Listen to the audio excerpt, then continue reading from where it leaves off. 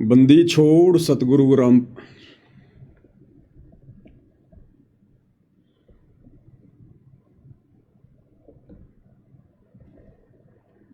Cancel करके दोबारा कर ले।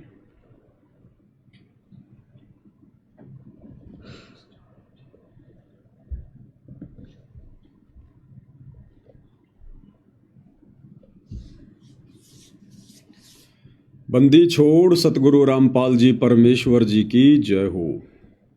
परम पिता परमात्मा सारी सृष्टि के रचनहार कुल मालिक असंख्य ब्रह्मांडों के स्वामी जगत गुरु तीनों लोकों में प्रवेश करके सबका धारण पोषण करने वाले राजाधिराज आत्माधार नाथों के नाथ देवों के देव महादेव सर्वेश्वर महेश्वर मृत्युंजय अजरो अमर आदि अनादि सनातनी प्रभु जगत पिता जगदीश्वर श्री श्री 1008 की उपाधि के वास्तविक अधिकारी अकाल मूरत शब्द स्वरूपी राम वासुदेव सर्वगतम ब्रह्म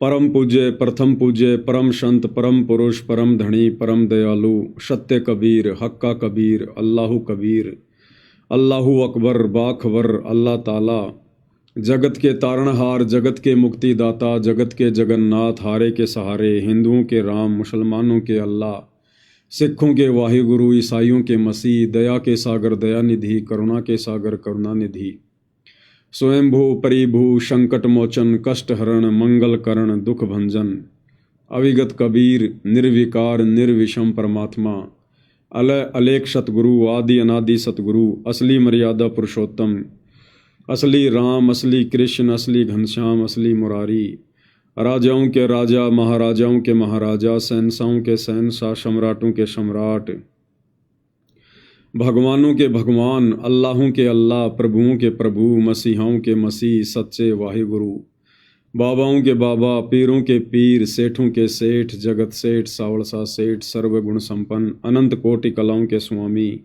अनंत कोटि ब्रह्मांडों के नायक योगियों में महायोगी ध्यानियों में महाध्यानी सिद्धों में परम सिद्ध ज्ञानियों में तत्वज्ञानी ब्रह्म ज्ञानी महाज्ञानी परम ज्ञानी सर्वश्रेष्ठ ज्ञानी विज्ञानी युवा कबीर समर्थ कबीर असमवात अमित ओजा सच्चे रहनुमा करीम अल्लाह शुभान अल्लाह दुनिया के अंतिम पैगंबर 8 सितंबर 1951 से गांव धनाना जिला सोनीपत हरियाणा भारतवर्ष की पावन भूमि पे प्रकट रियल कल्कि भगवान श्री नारायण साकार हरि श्री बाबा साहेब नूर अनंत परमात्मा सच्चे दरवेश सच्चे बाखबर संत श्रोमणी सतगुरु रामपाल जी परमेश्वर जी के चरण कमल में साध संगति से जुड़े हुए आप और हम सभी सत्सेवक भाई बहनों का अनंत कोटि दंडवत प्रणाम।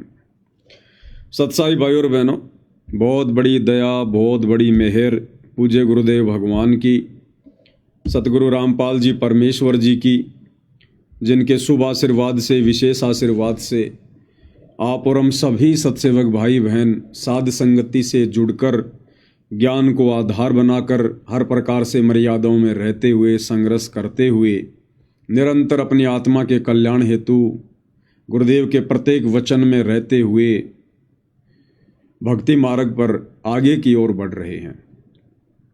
भाई और बहनों, पूज्य गुरुदेव भगवान की विशेष रजा के बिना विशेष आशीर्वाद के बिना इस कलयुग की बिचली पीढ़ी में इस भक्ति मार्ग पर शास्त्र अनुकूल शत भक्ति मार्ग पर जो कि कांटों की सेज है, बड़े बड़े ऋषि मुनि साधु संत महात्मा आचार्य शंकराचार्य इस मार्ग पर नहीं टिक पाए नहीं चल पाए और इस घोर कलयुग में आप और हम जैसे दो कौड़ी के जीव निर्बाध रूप से बुलेट ट्रेन की तरह आगे बढ़ रहे हैं।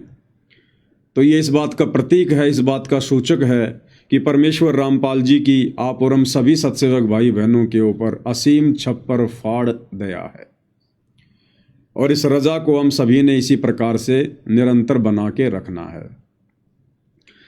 भाई और बहनों, परमेश्वर रामपाल जी ने अपने भक्तों को केवल 2 ही कार्य बताए हैं। पहला कार्य है कि मर्यादा में रहकर इस भक्ति को सफल करना और दूसरा जितना हो सके इस ज्ञान का प्रचार करना, यानी महिमा करना। सतगुरु की महिमा करना सबसे बड़े प्रचार में आता है, सबसे बड़े प्रचार में। और ये दोनों कार्य गुरुदेव भगवान हम सभी सत्सेवकों से पिछले 8 वर्षों से करवा रहे हैं। तो ये भी एक विशेष संकेत है कि गुरुदेव भगवान की हम सभी के ऊपर विशेष रजा है। भाइयों और बहनों, इन दिनों सोशल मीडिया पर जो अखबार की कटिंग आ रही हैं सतगुरुदेव भगवान के विषय में कि कोर्ट ने उनकी जमानत का रास्ता साफ कर दिया है, अब सतगुरु रामपाल जी जमानत पर बाहर आ सकते हैं। तो भाइयों और बहनों, आप और हमें अच्छे से पता है, बाकी लोगों को पता हो या ना हो, कि परमेश्वर किन परिस्थितियों में बाहर आएंगे। वैसे देखा जाए ज्ञान आधार से तो वर्तमान में गुरुदेव भगवान के हिसार जेल से बाहर आने का जो समय है वो उचित समय नहीं है। हालांकि ये परमात्मा की अपनी मौज, उनकी अपनी मेहर, वो क्या करेंगे क्या नहीं करेंगे, लेकिन आप और हम तो जीव हैं और जीव केवल परिस्थितियों के अनुसार ही आंकलन लगा सकता है। तो जिस प्रकार से गुरुदेव भगवान के जेल से बाहर आने की बातें हो रही हैं जमानत पर, तो दास को तो ज्ञान आधार से यह लगता है कि परमात्मा मुश्किल ही रजा करेंगे, क्योंकि वर्तमान समय उनका हिसार जेल से बाहर आने का उचित समय नहीं है। कुछ भी तो नहीं बदला, कुछ भी तो नहीं सुधरा। अभी तो परमेश्वर जिन भक्तों की आंखें खोलने के लिए गए थे, उन भक्तों की ही ढंग से आंखें नहीं खुली हैं। कुछ भी नहीं बदला अभी, कुछ भी। तो ज्ञान आधार से तो दास को लगता है कि बड़ा मुश्किल है इस समय परमेश्वर जी का बाहर आना। कोर्ट की तरफ से रास्ता साफ हो या ना हो, परमेश्वर कभी कोर्ट के भरोसे नहीं बैठा करते हैं। संत अपनी मर्जी के मालिक होते हैं, दुनिया उनकी गुलाम होती है।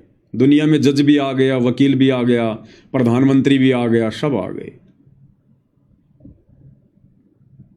तो कोर्ट की तरफ से अगर रास्ता साफ भी हो जाता है, और यदि गुरुदेव भगवान ना आना चाहें, तो कोर्ट कोई जबरदस्ती बाहर नहीं कर सकता।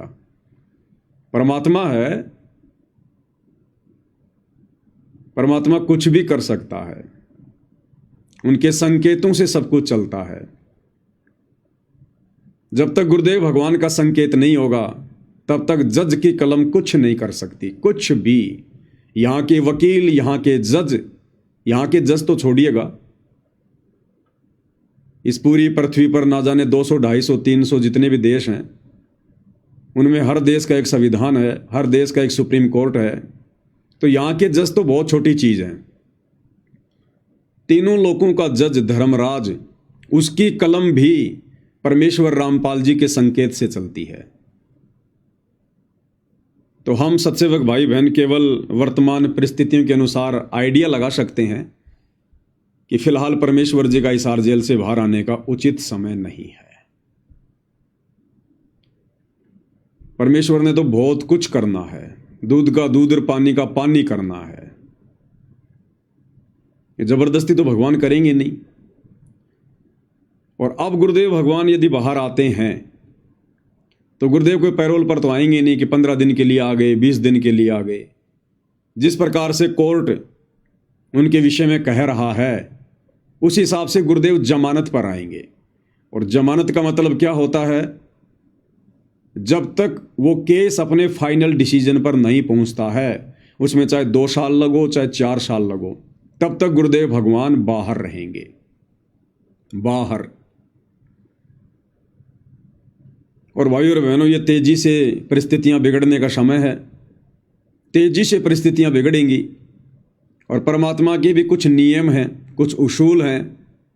मालिक भी उन प्रकृति के नियमों के साथ में छेड़खानी नहीं करते हैं, जबरदस्ती तो किसी का बचाव करेंगे नहीं।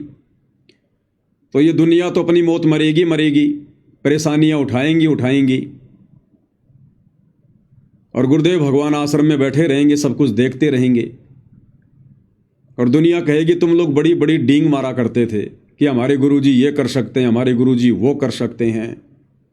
अब तो तुम्हारे गुरुजी जेल से बाहर आ गए, अरे अब तो तुम्हारे गुरुजी आश्रम में बैठे हैं, फिर क्यों नहीं तुम्हारे गुरुजी दुनिया को रात दे रहे? क्यों ना तुम्हारे गुरुजी परिस्थितियों को बदल रहे? तो दुनिया का और अविश्वास भक्ति और भगवान पे बढ़ता चला जाएगा। दूसरी बात, सतलोक आश्रम मैनेजमेंट हरियाणा जिसको सद्बुद्धि देने के लिए, जिसको अपनी गलतियों का एहसास करवाने के लिए, जो गलतियां सतलोक आश्रम वालों ने, गुरुदेव के कलयुगी परिवार ने, उनके बेटा बेटी भाई बंधु रिश्तेदारों ने बरवाला कांड से पहले की हुई हैं, बरवाला कांड के समय की थी और बरवाला कांड के बाद तो लगातार ही कर रहे हैं। परमात्मा उनको एक मौका देना चाहते हैं कि नालायकों, मेरे हिसार जेल से बाहर आने से पहले पहले सुधर जाओ, माफी मांग लो। लेकिन इन लोगों का तो कुछ भी नहीं सुधरा, ये तो उल्टा बिगड़ते चले जा रहे हैं। और परमेश्वर ने जो अपना यथार्थ मार्ग 13वां कबीर पंथ, जो साध संगतियां शुरू करवाई हैं, परमेश्वर ने अपनी विशेष आत्माओं को साध संगति से जोड़ा। और किस प्रकार से भक्ति मार्ग पर गुरु को प्रसन्न किया जाता है, गुरु की पूजा की जाती है, कैसे हमने मर्यादा में रहकर संघर्ष करते हुए गुरु को परमात्मा मानकर, ज्ञान को आधार बनाकर, घर को आश्रम बनाकर भक्ति करनी होती है। अपने हजारों बच्चों से परमेश्वर वो भक्ति क्रिया करवा रहे हैं। अब यदि इन परिस्थितियों में गुरुदेव भगवान आ जाते हैं और यदि उनका आदेश हो जाता है सभी के लिए आश्रम में आने का, तो भाइयों और बहनों, गुड़ और गोबर एक हो जाएगा। गधे और घोड़े एक ही खूंटे से बन जाएंगे। फिर क्या निष्कर्ष निकला, क्या फायदा निकला? जो परमेश्वर ने लाखों की संगत में से अपने चंद हीरे मोती लाल छांट कर जो साध संगति से जोड़े थे, अगर उनको भी आश्रमों में जाकर वही क्रिया करनी है, घिसी पिटी 12वें पंथ की भक्ति करनी है, आदि अधूरी पतिव्रता पद की भक्ति को छोड़कर सबका जयकारा लगाना, सबको दंडवत करना, सबके जो है प्रकट दिवस मनाना, सबके बोध दिवस मनाना, फिर क्या फर्क रह जाएगा गधे और घोड़ों में? और दूसरी तरफ कोर्ट के नियम अनुसार जो जमानत मिलनी है, तो नियम भाई और बहनों आपने पढ़े ही होंगे। उन नियमों में साफ साफ कहा है कोर्ट ने कि संत रामपाल जी कुछ नियम और शर्तों के दायरे में रहकर जमानत प्राप्त कर सकते हैं। वो नियम क्या हैं कि संत रामपाल जी किसी भी प्रकार का धार्मिक या सामाजिक कोई भी कार्यक्रम नहीं कर सकते। संत रामपाल जी भक्तों की भीड़ इकट्ठा नहीं कर सकते। संत रामपाल जी कोई प्रवचन नहीं कर सकते, सत्संग नहीं कर सकते। अब भाइयों और बहनों, संत आता किस लिए धरती पर? परमात्मा आते किस लिए धरती पर? सत्संग करने के लिए, उपदेश देने के लिए, धर्म यज्ञ करवाने के लिए, भंडारे करवाने के लिए। और उन कार्यों के लिए हाई कोर्ट मना कर रहा है कानून के नियम अनुसार। तो परमेश्वर फिर जेल से बाहर आके क्या करेंगे? फिर जेल से बाहर आके क्या करेंगे परमेश्वर? भक्तों को बुला नहीं सकते, भक्तों को इकट्ठा नहीं कर सकते। अगर भक्तों की भीड़ इकट्ठा कर ली और किसी ने सूचना दे दी तो कोर्ट उनकी जमानत फिर से रद्द कर देगा। धार्मिक भंडारे कर नहीं सकते, सत्संग कर नहीं सकते। तो जब सत्संग भंडारे नहीं करेगा, जब संत भंडारे नहीं करेगा, सत्संग नहीं करेगा, अपने भक्तों को बुलाकर प्रवचन नहीं करेगा, तो फिर संत और क्या करेगा? तो फिर ऐसी जेल और ऐसा आश्रम उनके लिए तो, क्योंकि संतों के लिए तो ना कोई जेल मायने रखती, ना कोई आश्रम मायने रखता। वो तो लाभ हानि सुख दुख में एक समान ही महसूस करते हैं। तो भाई और बहनों, इन वर्तमान सभी परिस्थितियों को मद्देनजर रखते हुए दास को तो यही समझ में आ रहा है कि गुरुदेव का कलयुगी परिवार भले ही अपने आप को शाना समझकर, अपने आप को चतुर समझकर और तमाम मर्यादाओं को दरकिनार करते हुए, राजनेताओं की चापलूसी करते हुए, क्योंकि ये लोग इसीलिए तो ये सारा काम कर रहे थे। मुख्यमंत्री की रैलियों में भक्तों को भेजना, हरियाणा रोडवेज की बसों में भक्तों को भर भर के जैसा बीजेपी सरकार ने कहा वहाँ भक्तों को भेजना, ये चापलूसी इसलिए तो की जा रही थी कि हमारे गुरुजी को बीजेपी सरकार जमानत दिलवा दे। तो भाई और बहनों, किसी भी सरकार के रहमो करम पर दास को नहीं लगता कि हमारे भगवान जमानत पर आएंगे। अगर आ गए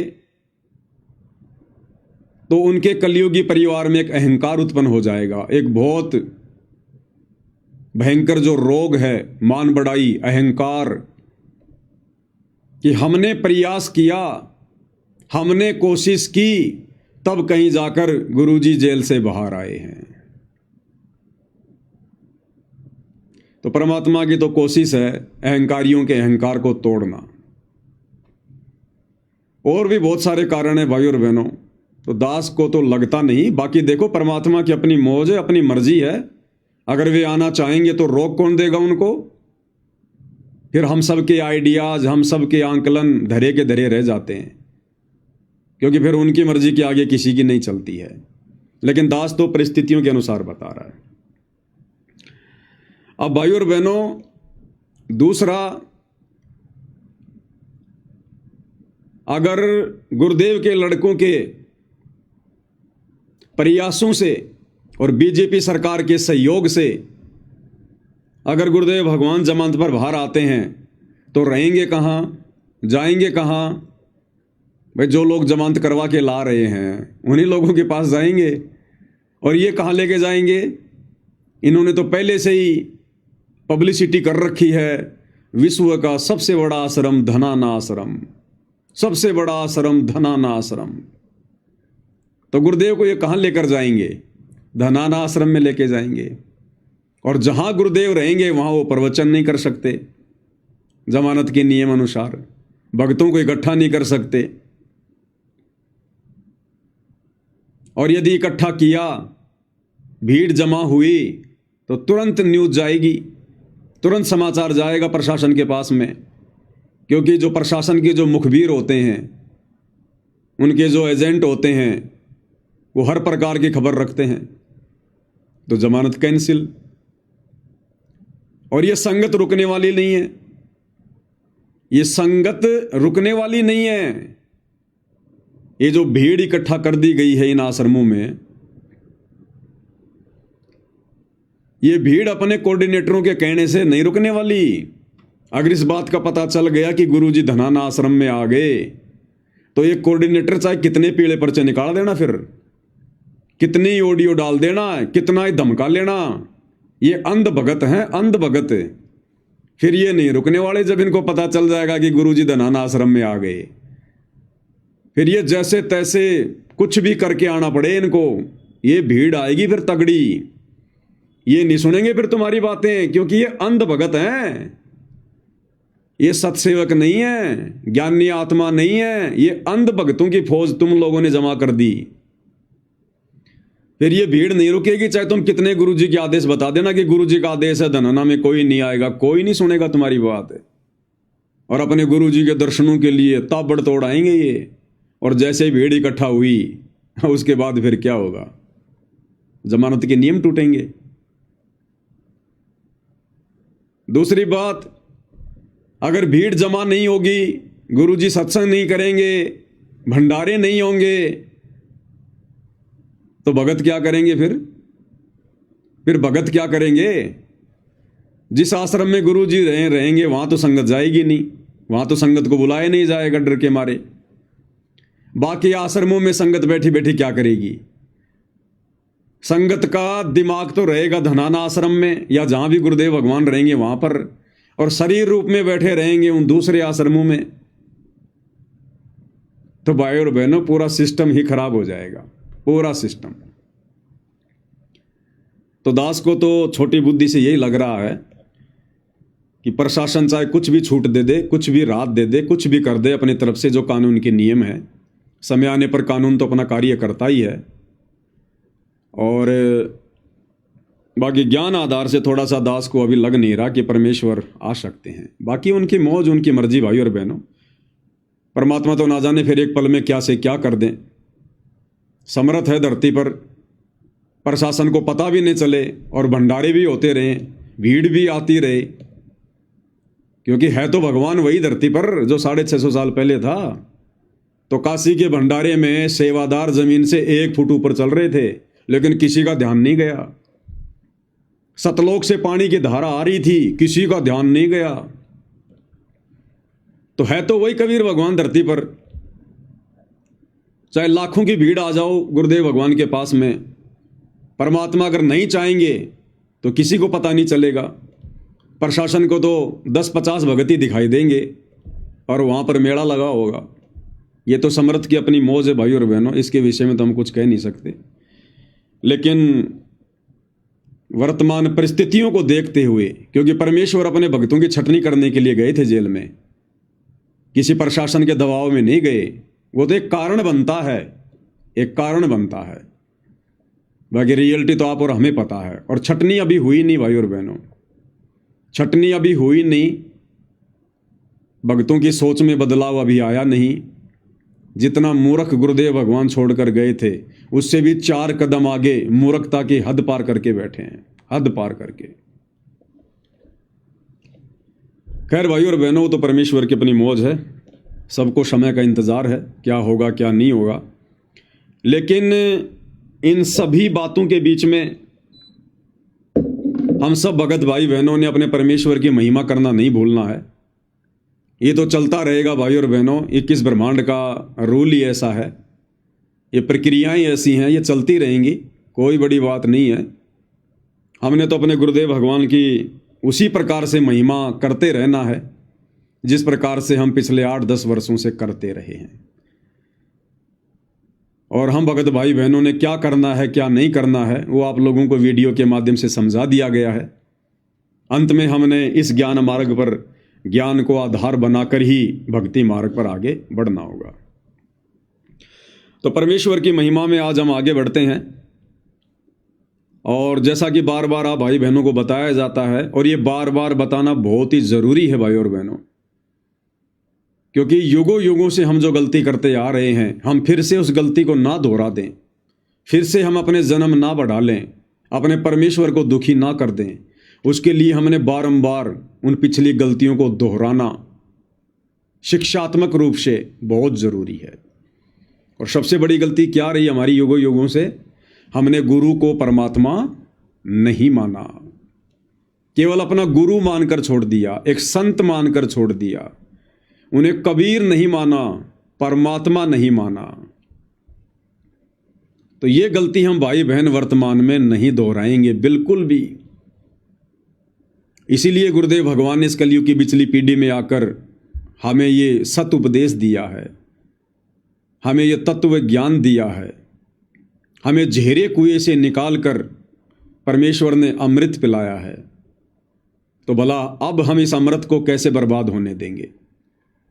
तो परमेश्वर हमें इसी दिशा में आगे बढ़ाते हुए, अपने सत्संग के माध्यम से और अधिक दृढ़ करते हुए क्या कह रहे हैं कि योगी कौन होता है? योगी, योगी यानी भगत।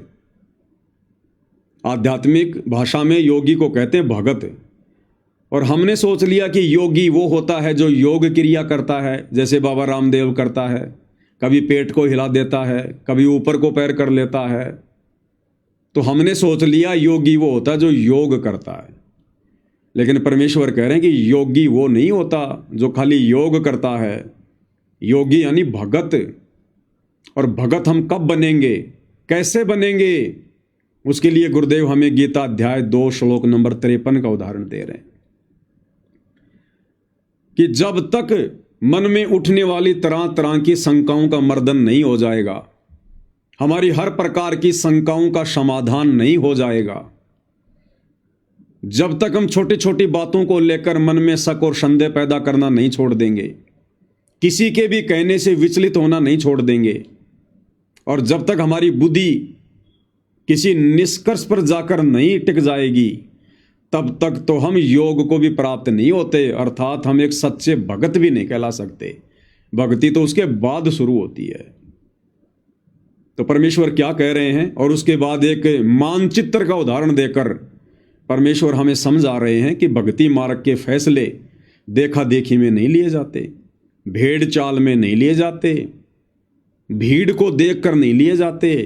भक्ति मार्ग के फैसले ये प्रमाण देखकर, सबूत देखकर और ज्ञान को आधार बनाकर लिए जाते हैं। तो क्या कह रहे हैं परमेश्वर, ध्यान से सुनिएगा।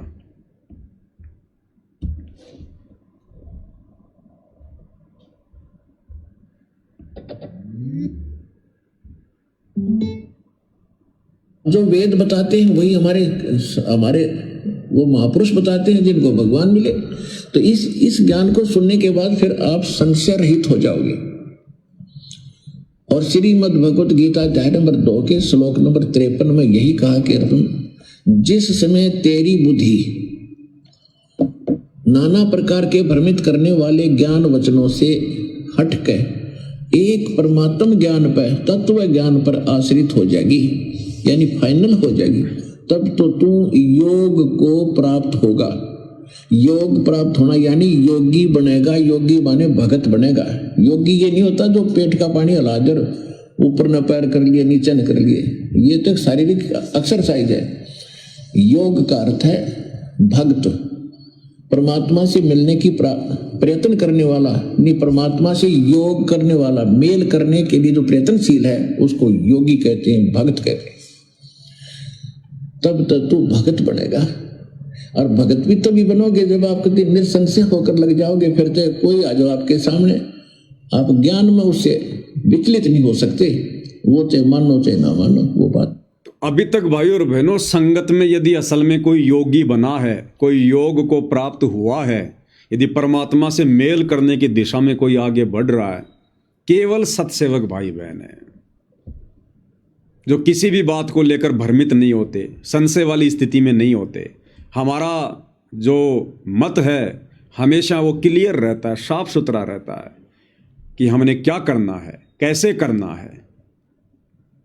और बाकी हमारे जो अन्य भाई बहन हैं जो सतलोक आश्रमों से जुड़े हुए हैं, वो अभी योग को प्राप्त नहीं हुए।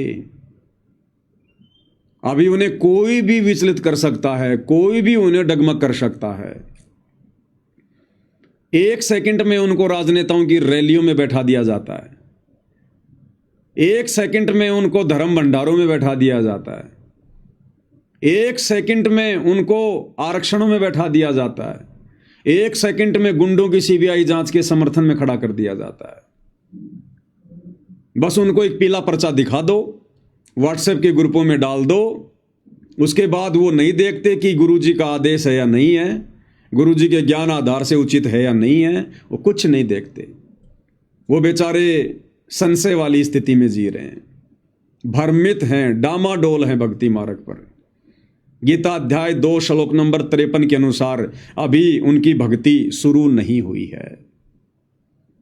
तो परमेश्वर ने योगी भी साध संगति से जोड़कर अपनी सत्सेवक आत्माओं को ही बनाया है। अब आगे गुरुदेव भगवान मानचित्र का उदाहरण देकर क्या समझा रहे हैं कि हमने किस प्रकार से भक्ति मार्ग के फैसले लेने चाहिए। इन आश्रमों से जुड़े हुए भाई बहनों को विचार करना चाहिए ये आगे का सत्संग सुनकर। गुरुदेव इसमें कह रहे हैं कि मान लो आप कहीं जा रहे हो, रास्ते रास्ते रास्ते रास्ते, या जैसे हम लोग भक्ति मार्ग पर चल रहे हैं और रास्ते में आपकी किसी से बातचीत हो जाए और आप उसको कहो कि भाई मैं तो जयपुर से दिल्ली जा रहा हूं। वो आपसे पूछे भाई कहां जा रहे हो, और आपको भाई मैं तो दिल्ली जा रहा हूं, और जा रहे हो आप जी बंबई की तरफ उल्टा, और वो व्यक्ति आपसे कहे कि भाई आपकी तो दिशा गलत है, भले पुरुष तू तो उल्टा जा रहा है उल्टा, और जितना उल्टा जाएगा उतना ही तू दुखी होगा, परेशान होगा, तेरा मार्ग उतना ही लंबा हो जाएगा। तो उल्टी दिशा में जा रहा है, दिल्ली तो उधर है उत्तर दिशा की तरफ, तू तो दक्षिण की तरफ जा रहा है बंबई की तरफ। तो गुरुदेव भगवान ने बताया यदि वो होश में होगा, यदि वो समझदार होगा, तो तुरंत विचार करेगा कि इस व्यक्ति ने ऐसा कहा तो क्यों कहा, कोई तो कारण होगा, इसका मेरे से कोई स्वार्थ नहीं है, मेरी और इसकी कोई रिश्तेदारी नहीं है। और ये व्यक्ति यदि कह रहा है कि भाई तेरी दिशा गलत है, तो गुरुदेव कह रहे कि समझदार भगत ने, समझदार व्यक्ति ने चिंतन करना चाहिए, उससे पूछना चाहिए कि भाई आपने ऐसा क्यों कहा।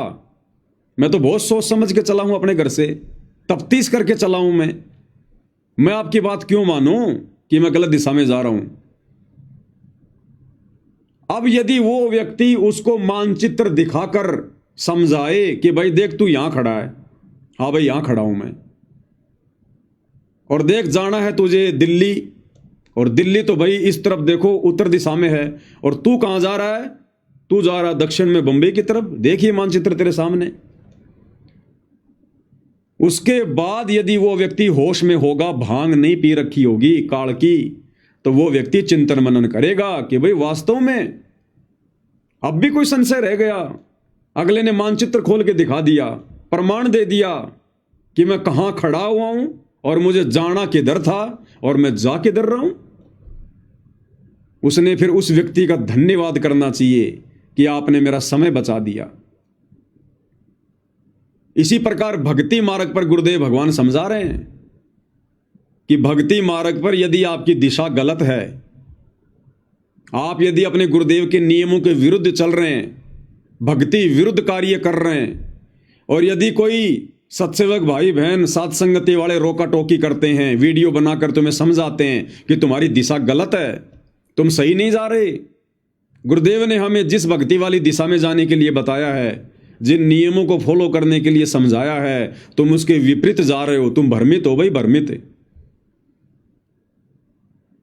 अब गुरुदेव ने बताया अगर वो समझदार भगत होगा तो तुरंत विचार करेगा और कहेगा भाई आपने ये बात क्यों कही, मेरे को तो मेरे कोऑर्डिनेटर ने यही बताया है कि गुरुजी का आदेश है, देखो पीड़ा पर्चा आ गया, हमने राजनीति करनी है, परशुराम जी की जयंती में जाना है, सिरसा अनाज मंडी कबीर जी की जयंती मनानी है, अयोध्या में भंडारा लगाना है, जाटों के आरक्षण में बैठना है, गुंडों की सीबीआई जांच में जाना है, समर्थन करना है, 5 लाख रुपए चंदे के रूप में देने हैं, जाटों की धर्मशाला बनानी है, अन्नपूर्णा योजना के तहत गांव गांव जाकर आलू प्याज टमाटर बांटना है, लोगों के मकान बनाने हैं।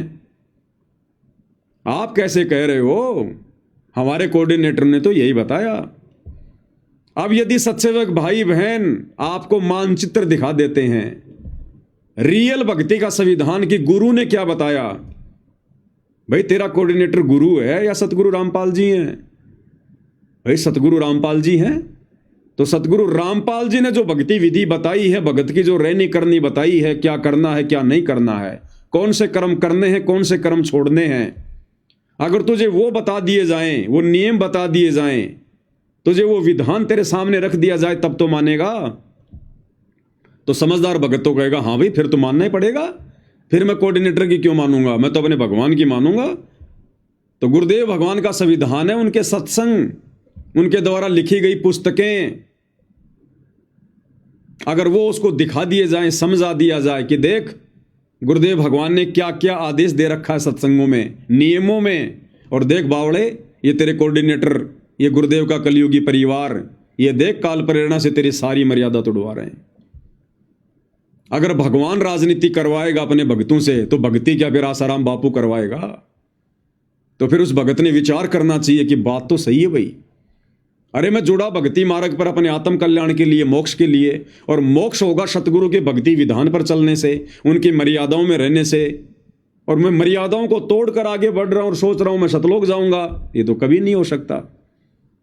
तो गुरुदेव ने बताया कि जो रियल में जो भगत बीज होगा, अच्छी आत्मा होगी, वो तो विचार करेगी, और जो मूर्ख होगा ना, मूर्ख अज्ञानी प्राणी होगा, जिसके संस्कार कमजोर होंगे, उसको यदि कोई सच्ची बात बताई जाएगी तो वो लड़ेगा, झगड़ेगा कि तेरे को क्या लेना देना है, मैं ठीक जा रहा हूं, तू अपना काम कर, आया बड़ा ज्ञानी ज्ञान देने के लिए। तो वो तो फिर मूर्ख आदमी है।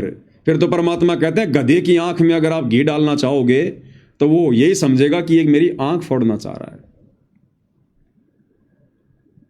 तो परमेश्वर हमें किस प्रकार से अपने सत्संगों में आदेशित करते हैं, निर्देशित करते हैं। इसलिए भाई और बहनों, गुरुदेव भगवान बार बार कहते हैं कि बच्चों आपने सत्संगों को बहुत ध्यान से सुनना चाहिए, एक एक शब्द पे विचार करना चाहिए कि गुरुदेव कह क्या रहे हैं, क्योंकि ये सामान्य सत्संग नहीं है, ये सत्यनारायण कथा है, युगों युगों से हमें अब सुनने को मिली है। सत्यनारायण कथा, सत्यनारायण हमारे गुरुदेव भगवान है, विष्णु जी नहीं है। ये त्रिलोकी विष्णु सत्यनारायण नहीं है, सत्यनारायण यानी सच्चा परमात्मा, अविनाशी परमात्मा। और सत्यनारायण कथा ये विष्णु जी की कथा नहीं है।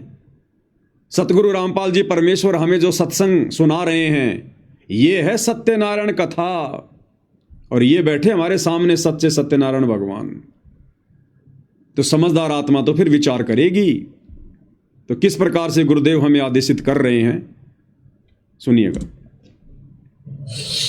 तो ये ज्ञान ऐसा है, आपको उस स्थिति में ला देगा कि आप डगमग नहीं हो सकते। इसके अतिरिक्त विश्व में आपको ज्ञान और भगवान दिखाई नहीं देगा, स्वप्न में भी। और तभी आप दृढ़ होगे। जब हम किसी मार्ग पर चल रहे हैं और आगे जाकर सैकड़ों रास्ते बन जाते हैं, आपके पास मैप है और आपको खूब पढ़ा रखा है, समझा रखा है कि ये मैप अपना रास्ता ये रहेगा, इसके बाद बहुत से रास्ते हैं वो अलग हैं, उनमें नहीं जाना। तो फिर आप कैसे मिसगाइड हो जाओगे? तो ये जो ज्ञान आपको दिया जा रहा है, सतलोक जाने का एक मैप आपके सामने रखा जा रहा है। और इस मार्ग पर आप विचलित होगे तो पता नहीं कहां जाकर रुकोगे। फिर अब तक हमारे साथ ऐसा ही बनता रहा, हम भक्ति मार्ग पर चले, रास्ते में किसी ने विचलित कर दिए, हम दिशा बदल गए और हजारों कोस दूर चले गए यथा स्थान से, और फिर हम यही के यही रह गए। तब तक सवेरा हो गया, सवेरा माने मृत्यु होगी। तो अब हमने दृढ़ रहना है, इस ज्ञान को आधार बनाकर इस भक्ति रूपी सफर पर अपन चलना है। तो गुरुदेव कह रहे अब हमने दृढ़ रहना है इस भक्ति मार्ग पर, ज्ञान को आधार बनाकर। अब हमने किसी के कहने से डगमग नहीं होना, चाहे गुरुजी का लड़का हो, चाहे गुरुजी की लड़की हो, चाहे गुरुजी का भाई हो, चाहे कोई कोऑर्डिनेटर हो, कोई जी भी हो इस भक्ति मार्ग पर। अगर सत्संग हमारे समझ में आ गए, ज्ञान हमारे समझ में आ गया, मानचित्र अच्छे से भक्ति वाला समझ में आ गया, तो फिर हमें कोई विचलित नहीं कर सकता, डगमग नहीं कर सकता। हम उससे 50 सवाल पूछ लेंगे, 50, कि भैया ये राजनेताओं की रैलियों में भेजने का आदेश गुरुजी ने तुम्हें कब दिया? कब दिया गुरुदेव ने आदेश? कौन से सत्संग में कहा गुरुदेव ने? राजनीति तो गुरुजी के समय भी होती थी। गुरुजी ने तो कभी भी अपने भक्तों को मोदी की रैली में या मुख्यमंत्री की रैलियों में नहीं भेजा, परशुराम की जयंती में नहीं भेजा। गुरुजी आन उपासना छुड़वाते हैं या फिर आन उपासना करवाते हैं? गुरुजी ने तो कभी नहीं कहा कि तुम किसी गुंडे की सीबीआई जांच का समर्थन करो, गैंगस्टर की सीबीआई जांच का। गुरुजी ने तो कभी नहीं कहा कि तुम जगत वालों को जो मतलब चंदा दो। तो तुम लोग क्या करवा रहे हो हमारे से, और नाम तुम गुरुजी का ले रहे हो। तो गुरुजी ने कब कहा, कब आदेश दिया, कौन से सत्संग में दिया? जरा वो सत्संग तो दिखाओ, उस पुस्तक में तो लिखा हुआ दिखाओ। तो भाई हम तुम्हारी बात क्यों माने? हम तो गुरु की बात मानेंगे, तब हमारा मोक्ष होगा। लेकिन इतना बुद्धि विवेक तो भाई और बहनों वर्तमान में इस काल ने संगत में छोड़ा ही नहीं। इतने सवाल जवाब करने की हिम्मत काल ने छोड़ी नहीं। भक्तों के घुटनों का पानी निकल चुका है। देखा देखी भेड़ चाल, तो बताओ फिर कैसे सफलता प्राप्त करेंगे? अरे हमने निष्कर्ष निकालना चाहिए, क्योंकि ये परीक्षा का समय चल रहा है। हमने हर प्रकार से एक एक कदम फूक फूक के रखना चाहिए, मंथन करना चाहिए। वैसे भी आम समाज में एक समझदार व्यक्ति होता है ना, और उसको यदि कोई बात पूछी जाती है वो भी तुरंत जवाब नहीं देता। समझदार व्यक्ति क्या करेगा? ठीक है भाई, थोड़ा सा मेरे को समय दो, 1-2 दिन का, सोच समझ के फिर मैं बताऊंगा। जगत वाले भी इतना बुद्धि विवेक से चलते हैं, और हम भगत होकर हमें आश्रम में बुला लिया गया कि गुरुजी के दर्शन होंगे, गुरुजी लाइव दर्शन देंगे, आ जाओ आ जाओ आ जाओ, दौड़ लियो भगत। चलो वो तो ठीक है भाई, गुरुजी दर्शन दे रहे हैं, बहुत अच्छी बात है, दौड़ लिए, आ गए आश्रम में। रात के 12 बजे फिर तुम्हारे को हरियाणा रोडवेज की बसों में बैठाया जा रहा है कि बैठो बैठो बैठो, और कोई सवाल जवाब ही नहीं कर रहा। भाई कहां ले जा रहे हो? अरे कहां ले जाके पटकोगे, कहां ले जाके छोड़ोगे, ये तो बता दो। नहीं नहीं नहीं, चलो चलो बाद में बताएंगे, गुरुजी का आदेश है, गुरुजी का आदेश है, सेवा सेवा सेवा। अरे भाई कौन सी सेवा, कैसी सेवा? आश्रम के बाहर कौन सी सेवा आ गई? जब तक वो क्लियर नहीं करते तब तक आप लोगों ने बैठना नहीं चाहिए था उन बसों में। लेकिन भेड़ चाल है भाई और बहनों। भेड़ों को यदि कोई ट्रक में डालता तो भेड़ें सवाल जवाब नहीं करती हैं, वो तो एक दूसरे के ऊपर सेट हो जाती हैं। अब भाई और बहनों, ज्ञान आधार से यदि हम निष्कर्ष निकालें तो निष्कर्ष भी गुरुदेव के सत्संगों को आधार बनाकर ही निकाला जाएगा, दूसरा कोई तरीका नहीं है, क्योंकि ये ज्ञान मार्ग है। अब गुरुदेव भगवान हमें क्या बता रहे हैं, निष्कर्ष कैसे निकलता है, सत्संगों को कैसे आधार बनाया जाता है। अब ये सत्संग है पूज्य गुरुदेव भगवान का। अब गुरुदेव भगवान हमें गीता जी के कुछ श्लोक पढ़ा रहे हैं। अब मात्र ये श्लोक नहीं है, गुरुदेव केवल हमारे को श्लोक ही नहीं समझा रहे, बैकग्राउंड में ना जाने कितनी शिक्षाएं हैं। इस पॉइंट को आधार बनाकर जो गुरुदेव समझा रहे हैं, हम कहां अपना बचाव कर सकते हैं। इसमें गुरुदेव भगवान हमें गीता अध्याय 8 श्लोक नंबर 17 का हवाला दे रहे हैं गीता जी को दिखाकर। और इसमें गीता ज्ञानदाता कह रहा है कि मुझे प्राप्त होकर फिर कभी प्राणी का जन्म और मरण नहीं होता। कौन कह रहा है? ब्रह्म गीता ज्ञानदाता काल, कि अर्जुन मुझे प्राप्त होकर, यानी मुझ ब्रह्म को प्राप्त होकर, जो मैं ब्रह्म लोक में रहता हूं, मेरा ओम नाम है, मुझको प्राप्त होकर ये प्राणी फिर कभी जन्म और मरण में नहीं आता। गीता अध्याय 8 श्लोक नंबर 17। अब गुरुदेव भगवान क्या कह रहे हैं कि बच्चों,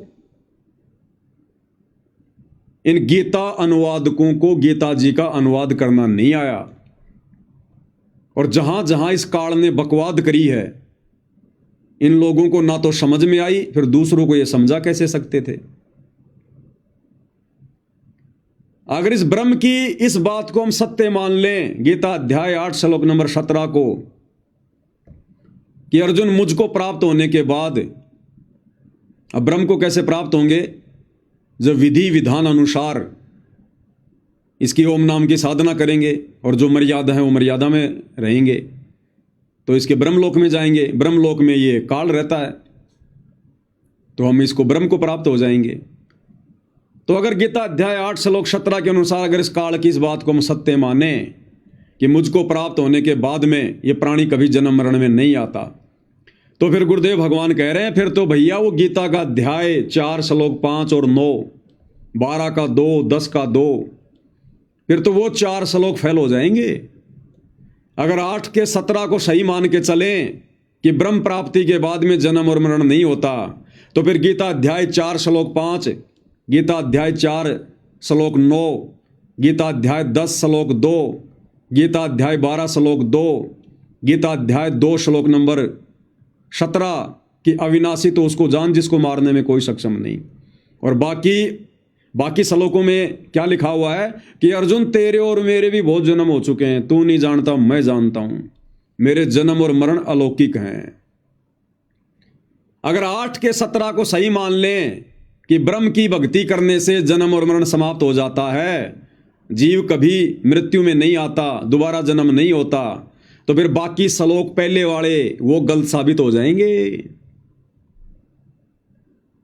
तो इसी प्रकार भाई और बहनों, पहले आप ये सुनिएगा, फिर आगे भक्ति मार्ग में हम इसका विश्लेषण करेंगे। हे अर्जुन, ब्रह्मलोक पर्यंत सब लोग पुनर्वृत्ति में हैं, परंतु हे कुंती पुत्र, मुझको प्राप्त होकर पुनर्जन्म नहीं होता। अगर ये सत्य है ये श्लोक, तो वो चौथे अध्याय का 5वां और 9वां गलत हो गया, और 15वें अध्याय का 16वां और 17वां भी गलत हो गया, और फिर 18वें अध्याय का 62वां, 15वें अध्याय का 4, 1 से लेकर 4, वो सारे श्लोक गलत सिद्ध हो जाते हैं। नहीं, ये समझन का अंतर है। यहाँ वो क्या कहना चाहता है कि जो इस मेरे प्रोसीजर को नहीं होते वो मुझे प्राप्त हो जाते हैं, तो मेरे प्राप्त होने वाले को भी जन्म मृत्यु में रहना ही पड़ता, जो ये बात नहीं जानते। तो क्लियर कर दिया गुरुदेव ने। इसी प्रकार भाई और बहनों, अध्यात्म मार्ग में 2014 बरवाला कांड के बाद गुरुदेव भगवान के कलयुगी परिवार ने, इन कोऑर्डिनेटरों ने भगत समाज से जो जो मर्यादा विरुद्ध ये कर्म करवाए हैं, और आदेश किसका बताया? गुरुदेव का, भगवान का, परमात्मा का, कि गुरु जी का आदेश है, हमने 2019 में कांग्रेस सरकार को फुल समर्थन करना है, कांग्रेस सरकार को जिताना है, बीजेपी को हराना है। 2024 में इन्होंने गुरु जी का नाम लेकर नया आदेश निकाल दिया कि अब हमने कांग्रेस को छोड़कर बीजेपी को जिताना है, बीजेपी का फुल सपोर्ट करना है, और जो व्यक्ति बीजेपी को वोट नहीं देगा उसकी आश्रमों में नो एंट्री, उसको गुरुद्रोही घोषित कर दिया जाएगा। हमने राजस्थान के गैंगस्टर आनंदपाल सिंह को शहीद का दर्जा दिलवाने के लिए राजपूत करणी सेना के साथ मिलकर रैलियां निकालनी है, धरने प्रदर्शन करने हैं और राजपूत करणी सेना को चंदे के रूप में पैसा देना है। गुरुजी का आदेश है। हमने हरियाणा के जाट आरक्षण में जाट भाइयों का समर्थन करना है, उनके धरनों पर जाकर बैठना है और चंदे के रूप में आरक्षण संघर्ष समिति को पैसा देना है। हमने आन उपासकों के लिए अयोध्या में जाकर भंडारा लगाना है। हरियाणा के गोहाना के सोनीपत में जाट धर्मशाला का 5वां फ्लोर बनाना है। गुरुजी का आदेश है, 1 करोड़ रुपया लगेगा। परशुराम की जयंती में जाना है, जो कि आन उपासना के अंतर्गत आती है। कबीर जयंती में जाना है, सिरसा अनाज मंडी, जो कि आन उपासना के अंतर्गत आती है। हमने गांव गांव जाकर लोगों को राशन बांटना है, उनके मकान बनाने हैं, जो कि परमेश्वर के विधान के खिलाफ है। अगर 2014 बरवाला कांड के बाद गुरुदेव के कलयुगी परिवार के द्वारा यानी कोऑर्डिनेटरों के द्वारा गुरुदेव भगवान का आदेश बताकर पीले पर्चे निकालकर जिस प्रकार से संगत से मर्यादाएं तुड़वाई गई हैं, ये आदेश संगत को बताए गए हैं। यदि भाइयों और बहनों हम इन तमाम आदेशों को यदि गुरुदेव भगवान का आदेश माने तो भाइयों और बहनों फिर 2014 बरवाला कांड से पहले गुरुदेव भगवान ने हमें जितना भी ज्ञान दिया, जितना भी भक्ति विधान बताया, जितने भी नियम बताए, फिर भाइयों और बहनों सारे गलत सिद्ध हो जाते हैं, गलत साबित हो जाते हैं।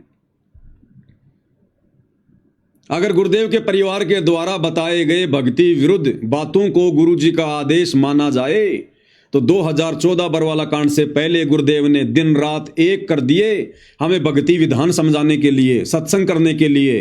फिर वो सारे सत्संग फेल हो जाते हैं भाई, क्योंकि गुरुजी का भक्ति विधान कहता है कि बच्चों हमने गेम नहीं खेलना, गेम खेलने में किसी का सहयोग भी नहीं करना हमने। और गुरुदेव के परिवार ने धनाना गांव में बैडमिंटन का स्टेडियम बना दिया। तो किसका विधान सही, किसका विधान गलत? फिर तो गुरुदेव भगवान दोगले हो गए।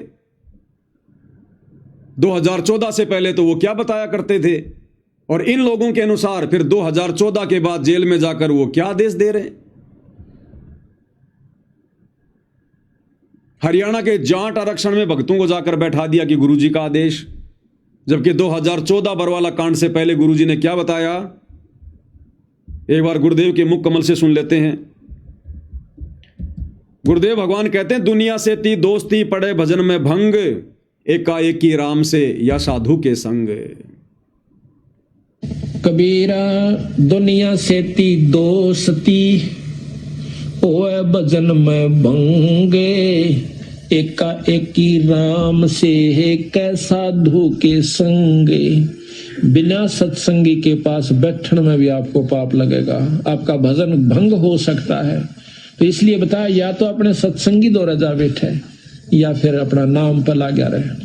अगर आप किसी दूसरे के पास बैठोगे हुक्का पाड़ पे तो जान देने का लो पी लो न मेरे यार, तो उन्होंने कहेगा ना मन तो छोड़ दिया। क्यों क्या हो गया भाई, नाम ले लिया ओ तुरे सोचू खा कर बिल्ली नो गया आज करन चाली, यानी 36 ताने मारेगा और फिर नो कहेगा भाई काल न तो दरवट्टी भी छुटवाओगे तेरी, यो नारा है सत्संग देखा। तो आपके मन में विक्षेप हो सकता है, 1 दिन में 2 दिन में 3 दिन में तो जरूर अपना रंग वो चढ़ा कर मानेगा। तो इस करके उड़ा बैठे नहीं उस दौरा और अपना सत्साहिब कर उठ कर चलता बना। कोई प्रेमी दौरा बैठे, प्रेमी नहीं है तो अपनी कैसेट ला ले, कैसेट भी नहीं है तो अपना नाम सुमन लाग जा, खेत में चला जा, घूमे जा, भजन करें जा, अपना डोला पा हंडे जा, वैसे बैठ कर ले जा डेके में धूप में कोठड़े का आगे अपनी चारपाई ना कर।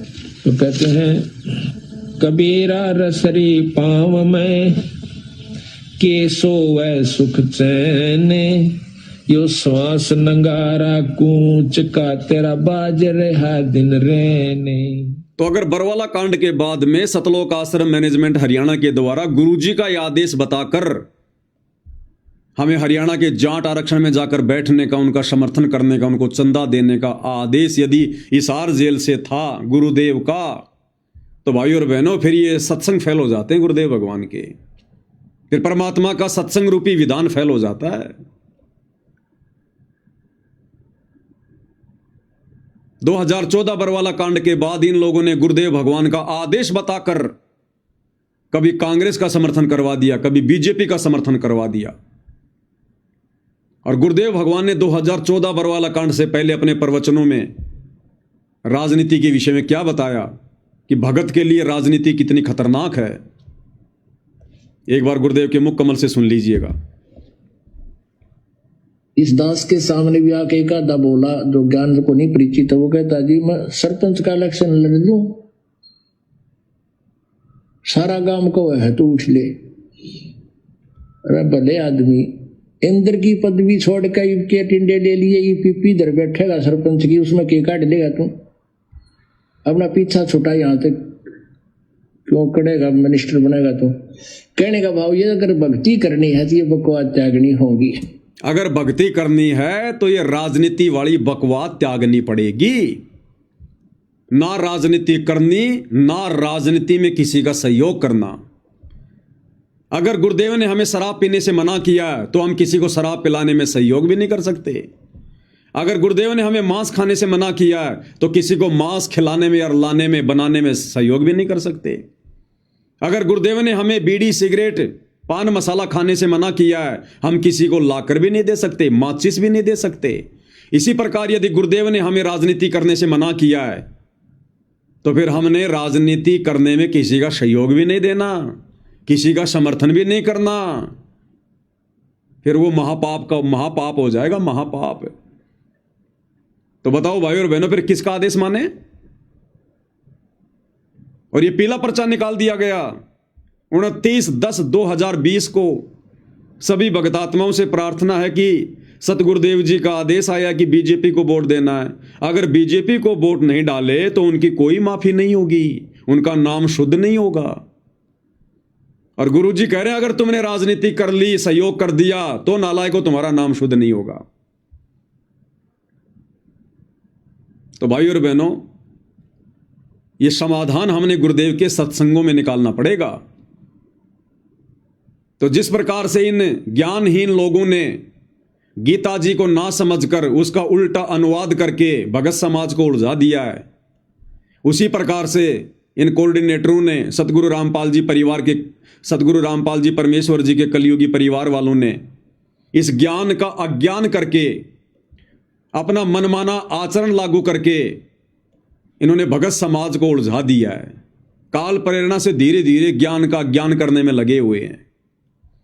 इसलिए परमेश्वर ने हमें यह तत्व ज्ञान युक्त सत्संग दिए कि बच्चों ये सत्संग तुम्हारे लिए टॉर्च का काम करेंगे, टॉर्च का काम। इस ज्ञान की रोशनी में तुमने स्वयं निर्णय करना है, नीर खीर का निबेरा करना है कि हमने गुरुदेव के द्वारा दिखाए गए मार्ग पर चलना है या काल प्रेरणा से गुरुदेव के कलयुगी परिवार के द्वारा हमें जो कुमार्ग दिखाया जा रहा है हमने उसके ऊपर चलना है। तो इस प्रकार से भाइयों और बहनों हमने सत्संगों का निष्कर्ष निकालना पड़ता है। अब यह संगत भाइयों और बहनों भ्रमित हुई कैसे? कारण एक ही है, ज्ञान को अच्छे से ना समझना। सत्संग को सुन के उसके ऊपर चिंतन मनन ना करना, यह सबसे बड़ी कमजोरी रही हमारी। तो गुरुदेव भगवान हमें क्या समझा रहे हैं एक सत्संग के माध्यम से? ठीक उसी प्रकार वर्तमान में यह लाखों की संगत भ्रमित हो चुकी है। जिस प्रकार से श्री ब्रह्मा जी की उस क्रिया को देखकर उसके वंशज भ्रमित हो गए, ब्राह्मण भ्रमित हो गए, और फिर उन ब्राह्मणों को देखकर बाकी समाज भ्रमित हो गया। उसी प्रकार आज वर्तमान में गुरुदेव के कलयुगी परिवार को देखकर कोऑर्डिनेटर भ्रमित हो गए, और फिर इन कोऑर्डिनेटरों को देखकर बाकी संगत भ्रमित हो गई। अब गुरुदेव भगवान हमें क्या समझा रहे हैं इस सत्संग में? इस सत्संग में गुरुदेव भगवान हमें कह रहे हैं कि जब ब्रह्मा जी उत्पन्न हुआ कमल के फूल पर, उसके बाद समुद्र मंथन में ब्रह्मा जी को चारों वेद दिए गए। ब्रह्मा जी ने चारों वेदों को पढ़ा, और चारों वेदों को पढ़कर ब्रह्मा जी ने एक ओम मंत्र सेलेक्ट कर लिया। बिल्कुल सही था, क्योंकि वेदों के अनुसार ओम मंत्र ही सत्य है। वेदों में केवल काल तक की साधना का वर्णन है, ओम नाम ही है। अब इस ब्रह्मा जी ने ओम नाम तो ले लिया वेदों से, और उसके बाद इसको आकाशवाणी हुई काल की कि तप करो तप करो, तपो तपो कर वाक्य सुनाया, लोक रचो बल मेरी माया। अब यहां ब्रह्मा जी फेल हो गया, यहां ब्रह्मा जी कंफ्यूज हो गया, और ब्रह्मा जी ने उस आकाशवाणी को परमात्मा की आकाशवाणी समझकर तप भी करना शुरू कर दिया, जबकि परमात्मा का विधान तो वेदों में है। तो ब्रह्मा जी ने वेदों के अनुसार तो ओम नाम की साधना शुरू कर दी, और उस आकाशवाणी को परमात्मा की आकाशवाणी मानकर, जो काल की आकाशवाणी थी, वेदों के विरुद्ध उसने तप करना शुरू कर दिया, क्योंकि तप करना वेदों में कहीं नहीं लिखा हुआ। अब ब्रह्मा जी की इस क्रिया को देखकर उसके वंशजों ने, मनु आदि ने यही प्रक्रिया करनी शुरू कर दी, और उन ब्राह्मणों को देखकर फिर आम समाज के लोगों ने शुरू कर दी। अब यही हालत वर्तमान में परमेश्वर रामपाल जी की सतलोक आश्रमों से जुड़ी हुई संगत की हो गई। हम सभी भगत भाई बहनों ने शास्त्र अनुकूल शत भक्ति परमेश्वर रामपाल जी के सत्संगों से करनी शुरू कर दी। जिस प्रकार वेदों से ब्रह्मा जी ने ओम नाम लेकर शत भक्ति करना शुरू किया, तो शत भक्ति शास्त्र अनुकूल साधना तो हम भगत भाई बहनों ने गुरुदेव के सत्संग सुन सुन के उनसे उपदेश लेकर करनी शुरू कर दी। बिल्कुल ओके। अब गुरुदेव भगवान के जेल जाने के बाद में हिसार जेल से जो ऑडियो बताई गई, जो वीडियो बताए गए, जो लेटर निकाले गए, या कोऑर्डिनेटरों के द्वारा जो पीले पर्चे निकाले गए, उस आकाशवाणी ने भगत समाज को भ्रमित कर दिया। जिस प्रकार ब्रह्मा जी को काल ने आकाशवाणी करके वेदों के विरुद्ध साधना शुरू करवा दी। एक तरफ तो ब्रह्मा जी वेदों के अनुसार सत्साधना कर रहा है, और दूसरी तरफ उस आकाशवाणी के अनुसार मनमाना आचरण कर रहा है। तो इसी प्रकार बरवाला कांड के बाद में भगत समाज कंफ्यूज हो गया ब्रह्मा जी की तरह।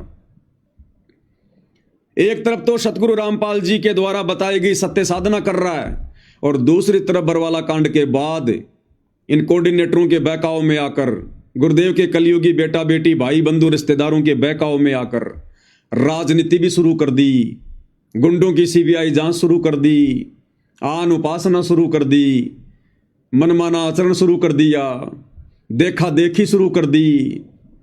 ये इन्होंने मनमाना आचरण शुरू कर दिया। तो आज इस बेचारी नादान संगत की स्थिति ब्रह्मा जी की जैसी होगी, ब्रह्मा जी की जैसी। एक तरफ तो वेदों के अनुसार सत्साधना, एक तरफ तो गुरुदेव के सत्संगों के अनुसार सत्साधना, दूसरी तरफ काल की आकाशवाणी को परमात्मा की आकाशवाणी मान के मनमाना आचरण तप करना। तो दूसरी तरफ बरवाला कांड के बाद गुरुदेव के कलयुगी परिवार के पीले पर्चों के अनुसार नकली ऑडियो वीडियो जो एआई से बनाई जाती है उनके अनुसार राजनीति करना, गुंडों की सीबीआई जांच, स्टेडियम बनाना, आश्रम में हॉस्पिटल बनाना, दुनिया भर का आश्रम में पाखंड शुरू कर देना, आन उपासना करना, भंडारे लगाना, परशुराम की जयंती में जाना, ये शुरू कर दिया संगत ने। तो इस प्रकार से आज पूरी की पूरी संगत जो इन आश्रमों से जुड़ी हुई है, इनकी स्थिति श्री ब्रह्मा जी जैसी होगी, श्री ब्रह्मा जी जैसी, क्योंकि इन्होंने सत्संगों को आधार नहीं बनाया, और हम सत्सेवक भाई बहनों ने सत्संगों को आधार बनाया। हमें ये श्लोक वगैरह सब याद थे, हमें गुरुदेव के आशीर्वाद से ये बातें ध्यान रही कि भैया ब्रह्मा जैसी गलती हम नहीं करेंगे, कि एक तरफ तो सत्साधना भी कर रहे हैं और दूसरी तरफ मनमाना आचरण भी कर रहे हैं। तो ये परमेश्वर की हम सत्सेवकों पर एक विशेष मेहर, एक विशेष रजा रही परमात्मा की। अब भाई और बहनों, अगले सत्संग में गुरुदेव भगवान क्या कह रहे हैं? अगले सत्संग में गुरुदेव भगवान कह रहे हैं कि डॉक्टर तो मरीज को, यदि कोई शुगर का मरीज है तो डॉक्टर तो भैया उसको भूल कर भी चीनी खाने की सलाह नहीं देगा, मीठा खाने की सलाह नहीं देगा, चाहे वो कितना ही कुछ कहे। शुगर के मरीज को डॉक्टर कभी भी मीठा खाने की सलाह नहीं देगा। चाहे उसको अच्छा लगे चाहे उसको बुरा लगे।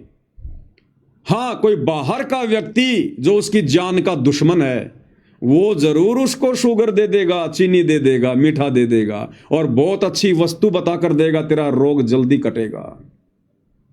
एक बार सुन लीजिए गुरुदेव भगवान के मुख कमल से क्या कह रहे हैं परमात्मा।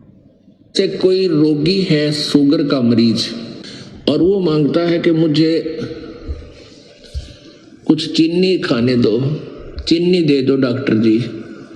और डॉक्टर नहीं जो उसको शुगर चीनी दे देगा, मांगता रहेगा।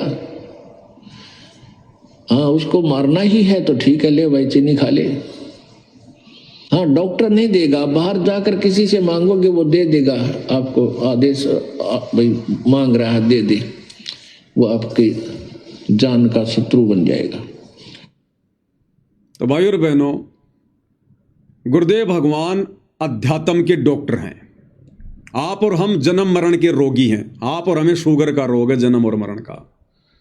अब गुरुदेव भगवान तो भाइयों और बहनों हमें वो कर्म बताएंगे नहीं जिन कर्मों से हमारी मर्यादा बिगड़े। हम शुगर के पेशेंट हैं, गुरुजी डॉक्टर हैं। गुरुजी हमें सलाह नहीं देंगे कि तुम राजनीति करो, किसी भी कीमत पर नहीं सलाह देंगे कि तुम गुंडों के सीबीआई जांच का समर्थन करो। संतों का और गुंडों का क्या मेल। तुम हरियाणा के जाट आरक्षण में जाकर बैठो, अपना समय और समाज से बर्बाद करो। गुरुजी आदेश नहीं देंगे। शुगर के मरीज को चीनी खाने की सलाह डॉक्टर नहीं देगा। तो ये जितने भी मर्यादा विरुद्ध जो कर्म 2014 बरवाला कांड के बाद संगत से करवाए गए हैं,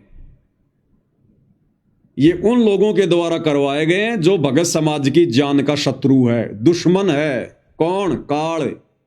अब काल खुद तो आके चीनी खिलाएगा नहीं, मर्यादा तुड़वाएगा नहीं, वो कुप्रेरणा करके इन आश्रम वालों में, क्योंकि ये मर्यादा तोड़कर बैठे हुए हैं। तो गुरुदेव कह रहे हैं कि डॉक्टर तो भैया किसी भी कीमत पर शुगर के मरीज को चीनी खाने की सलाह नहीं देगा। हां, कोई बाहर का व्यक्ति जरूर दे सकता है, वो जरूर आदेश दे सकता है, और यदि ऐसा उसने आदेश दिया तो समझ लेना वो तुम्हारी जान का शत्रु है, तुम्हारा दुश्मन है। तो भाई 2014 के बाद इस नादान संगत को नकली डॉक्टर बनकर और जो ये चीनी खाने का आदेश दिया है, राजनीति करने का, स्टेडियम बनाने का, आश्रम में हॉस्पिटल बनाने का, आश्रमों पे आश्रम बनाने का, अनमोल समय और श्रम से बर्बाद करवा दी गई भक्तों की, आरक्षणों में बैठने का, गुंडों की सीबीआई जांच का समर्थन का, अयोध्या में भंडारा लगाने का, जाटों की धर्मशाला बनाने का, सुदामा के महल बनाने का, अन्नपूर्णा मुहिम के तहत गांव-गांव जाकर राशन बांटने का, परशुराम की जयंती में जाने का,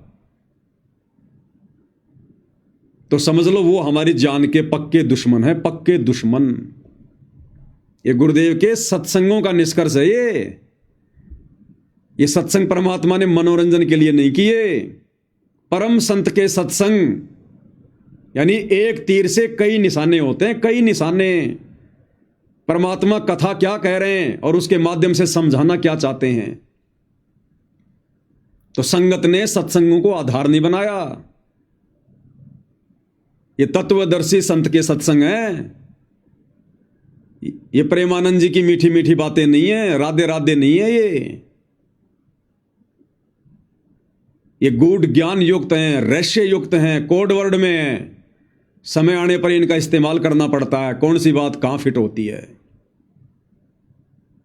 तो भगत समाज को विचार कर लेना चाहिए कि हमारे शत्रु 2014 के बाद ये उल्टे कर्म करवाकर गुरुदेव का कलयुगी परिवार बना हुआ है, या फिर गुरुदेव भगवान हमारे शत्रु हैं। ये गुरुदेव के ज्ञान आधार से मैच कर लेना भाई, और अपना बचाव कर लेना, नहीं तो माफी नहीं है। अब गुरुदेव भगवान ने क्या बताया भाइयों और बहनों, इस ज्ञान को अच्छे से समझने के बाद में, जैसे वर्तमान में जो स्थिति आप और हम सभी सत्सेवक भाई बहनों की हो चुकी है, गुरुदेव के इस अमर वचन के अनुसार, सत्संग के अनुसार, गुरुदेव ने क्या बताया कि गीता जी अध्याय 8 श्लोक 1 में अर्जुन ने ब्रह्म से पूछा कि आपने अध्याय 7 के श्लोक नंबर 29 में जिस आपने जिस तत्व ब्रह्म की बात की है, सच्चिदानंद घन ब्रह्म की बात की है, वो कौन है?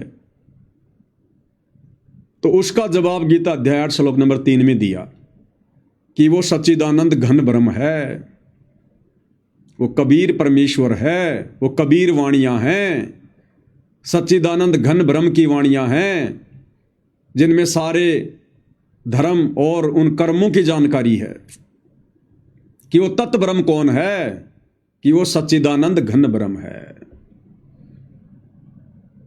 और फिर आगे क्या बताया गुरुदेव ने कि उस तत्व ब्रह्म से परिचित होने के बाद, उस पूर्ण परमात्मा के विधान से परिचित होने के बाद में, तत्व ब्रह्म से परिचित होने का मतलब है उस पूर्ण ब्रह्म परमात्मा कबीर देव सतगुरु रामपाल जी के तत्व ज्ञान से परिचित होने के बाद, हर प्रकार से सभी उन धार्मिक यज्ञों की जानकारी होने के बाद, ये प्राणी फिर कोई गलती नहीं कर सकता। फिर ये केवल जरा और मरण से छूटने का ही प्रयत्न करेगा। यहां की किसी भी सांसारिक चीज में कोई इच्छा नहीं रखेगा, यहां की किसी भी बकवाद में अपना पैर नहीं उड़ जाएगा। उस तत्व ब्रह्म से परिचित होने के बाद, यानी उस तत्वदर्शी संत के तत्व ज्ञान से परिचित होने के बाद, ये प्राणी फिर गलती नहीं कर सकता। फिर केवल इसको अपना रोग दिखाई देगा कि तू तो जन्म और मरण का रोगी है, अपना रोग कटवा ले भाई, नहीं तो दुर्गति भयंकर हो जाएगी। यहाँ पे क्या कह रहे हैं परमात्मा, ध्यान से सुनिए भाई और बहनों, फिर हम इसका निष्कर्ष निकालेंगे। अध्याय नंबर 8 के श्लोक नंबर 1 में अर्जुन ने पूछा कि आप जी ने जो 7वें अध्याय के 29वें श्लोक में बताया है कि तत्व ब्रह्म को जान के और सारे अध्यात्म स्पिरिचुअल नॉलेज से, कंप्लीट स्पिरिचुअल नॉलेज, संपूर्ण अध्यात्म ज्ञान से परिचित और सभी कर्मों से परिचित प्राणी केवल जरा और मरण के इस संकट से छूटने का प्रयत्न करता है। जरा माने बुढ़ापा, बुढ़ापे का दुख, मरण माने मृत्यु का कहर। ये दोनों दुख यहाँ पर कंपलसरी। तो जिसको ये ज्ञान हो जाता है, तो तत्वदर्शी संत की शरण में चले जाते हैं, उनको तो संपूर्ण अध्यात्म ज्ञान प्राप्त हो जाता है। फिर वो केवल उस तत्व ब्रह्म से परिचित हो जाते हैं, तत्व ब्रह्म से और सारे अध्यात्म ज्ञान से, सब कर्मों से। जैसे कोई किसी से कोई धोखा करेगा तो उसका फल भोगना पड़ेगा, चोरी करेगा तो वो देना पड़ेगा, उसके गधा बन कर देना पड़ेगा। तो ये कर्मों से परिचित हो जाने के उपरांत प्राणी गलती नहीं करेगा, भूखा रह सकता है।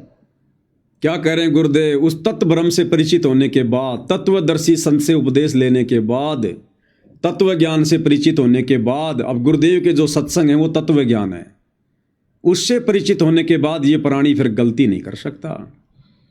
तो भाई और बहनों, यदि ये नादान संगत जो आज सतलोक आश्रमों से जुड़ी हुई है, अगर ये गुरुदेव भगवान के तत्व ज्ञान युक्त सत्संग सुनकर उस तत्व ज्ञान से, तत्व ब्रह्म से परिचित हो गई होती, तो भाई और बहनों फिर ये बकवाद नहीं कर सकते थे, फिर किसी का पेड़ा पर्चा इनको डगमग नहीं कर सकता, कोई भी कोऑर्डिनेटर इनको उल्टे रास्ते पर नहीं चला सकता था, गुरुदेव का परिवार संगत को भ्रमित नहीं कर सकता था, आरक्षणों में नहीं बैठा सकता था, गुंडों की सीबीआई जांच में नहीं बैठा सकता था, किसी भी कुपात्र के हाथों में फिर यह संगत 1 रुपया भी भूल कर नहीं देती, अगर यह संगत तत्व ब्रह्म से परिचित हो जाती तो। इसलिए दास बार बार कहता है कि आश्रमों से जुड़ी संगत को तो तत्व ज्ञान की छींट भी नहीं है। अब उस तत्व ब्रह्म से कौन परिचित हुआ? सारे धर्मों की, उन कर्मों की, आध्यात्मिक यज्ञों की जानकारी किसको प्राप्त हुई? केवल साध संगति से जुड़े हुए सत्सेवक भाई बहनों को। तभी तो हमें अपना ये जन्म मरण का रोग दिखाई दे रहा है। हम लोग एक एक कदम भक्ति मार्ग पर फूंक फूंक के रख रहे हैं कि हम किसी के पीले पर्चों के गुलाम नहीं हैं, हम गुरुजी के कलयुगी परिवार के गुलाम नहीं हैं, हम किसी कोऑर्डिनेटर के गुलाम नहीं हैं, हम गुलाम हैं अपने भगवान के और उनके तत्व ज्ञान के। सत्संग ही हमारे गुरु हैं, ज्ञान ही हमारा गुरु है, और जैसा हमें परमात्मा का विधान निर्देशित करेगा हम वैसा ही चलेंगे। तो तत्व ज्ञान से, तत्व ब्रह्म से केवल सत्सेवक भाई बहन परिचित हुए हैं, जो काल की किसी भी प्रकार की सूक्ष्म चाल में फंसने से बचे हुए हैं।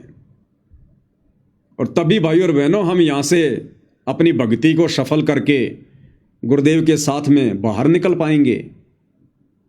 इसलिए तो परमात्मा कहते हैं ये संसार विघ्न की घाटी कोई निकलेगा बिरला सूर। ये संसार विघ्न की घाटी है, बहुत टेढ़ा मेढ़ा रास्ता है। काल इतनी आसानी से भक्ति परवान नहीं चढ़ने देगा, मर्यादाओं में नहीं रहने देगा। ये संसार विघ्न की घाटी और कोई निकलेगा बिरला शूर। कौन बिरला? जो उस तत्व ब्रह्म से परिचित हो जाएगा। तत्व ब्रह्म से अब ये नादान संगत भाई और बहनों ना तो उस तत्व ब्रह्म से परिचित है और ना तत्व ज्ञान से परिचित है। तत्व ब्रह्म कौन? सबसे बड़ा परमात्मा, परम अक्षर ब्रह्म, सत्य पुरुष कबीर देव, जो वर्तमान में सतगुरु रामपाल जी के रूप में धरती पर प्रकट हैं। ये है वो तत्व ब्रह्म, सार ब्रह्म, सार शब्द, भक्ति का सार, भक्ति का मूल, भक्ति का निष्कर्ष। इस तत्व ब्रह्म से केवल संगत परिचित है, साध संगति से जुड़े हुए भाई बहन। और इसी कारण से हम भाई बहनों ने अपने गुरुदेव भगवान के अलावा किसी अन्य को परमात्मा मानने से बिल्कुल इनकार कर दिया। हमारे हृदय में, हमारे दिलो दिमाग में, हमारे घर में, हमारे घट में हमारे पूज्य गुरुदेव भगवान के अलावा दूसरा कोई तत्व ब्रह्म नहीं है। हमारे खुद के भाई बहन हमारे को भ्रमित करना चाहते हैं, हमें डगमग करना चाहते हैं काल प्रेरणा से। काल खूब कोशिश करवा रहा है। एक वो 25 मिनट की इन्होंने AI से फिल्म बनाई, संत और परमात्मा का अद्भुत मिलन। वो काल ने इसीलिए तो बनवाई कि साथ संगत वालों को भ्रमित किया जाए, और ऑलरेडी जो लोग आश्रमों में आते हैं जो भ्रमित हैं उनको और ज्यादा भ्रमित किया जाए और गुरु को परमात्मा ना मानने दिया जाए। और आज उस वीडियो को देखने के बाद में सतलोक आश्रमों से जुड़ी हुई संगत अपने दिलो दिमाग में इस बात को गांठ बांध चुकी है कि सतगुरु रामपाल जी परमात्मा नहीं है। सतगुरु रामपाल जी तो 1997 में सतलोक चले गए, उनको तो कबीर जी ने सतलोक भेज दिया। अब तो संत रामपाल जी के चोले में कबीर जी हैं, यानी सत रामपाल जी परमात्मा नहीं है, संत रामपाल जी के रूप में कबीर जी हैं। काल ने उस फिल्म के माध्यम से संगत के ऊपर बहुत गहरा अपना शिकंजा कस डाला और साथ संगत वालों को भ्रमित करने की कुचेष्टा थी ये। लेकिन साथ संगत वालों को तो परमात्मा ने पहले से ही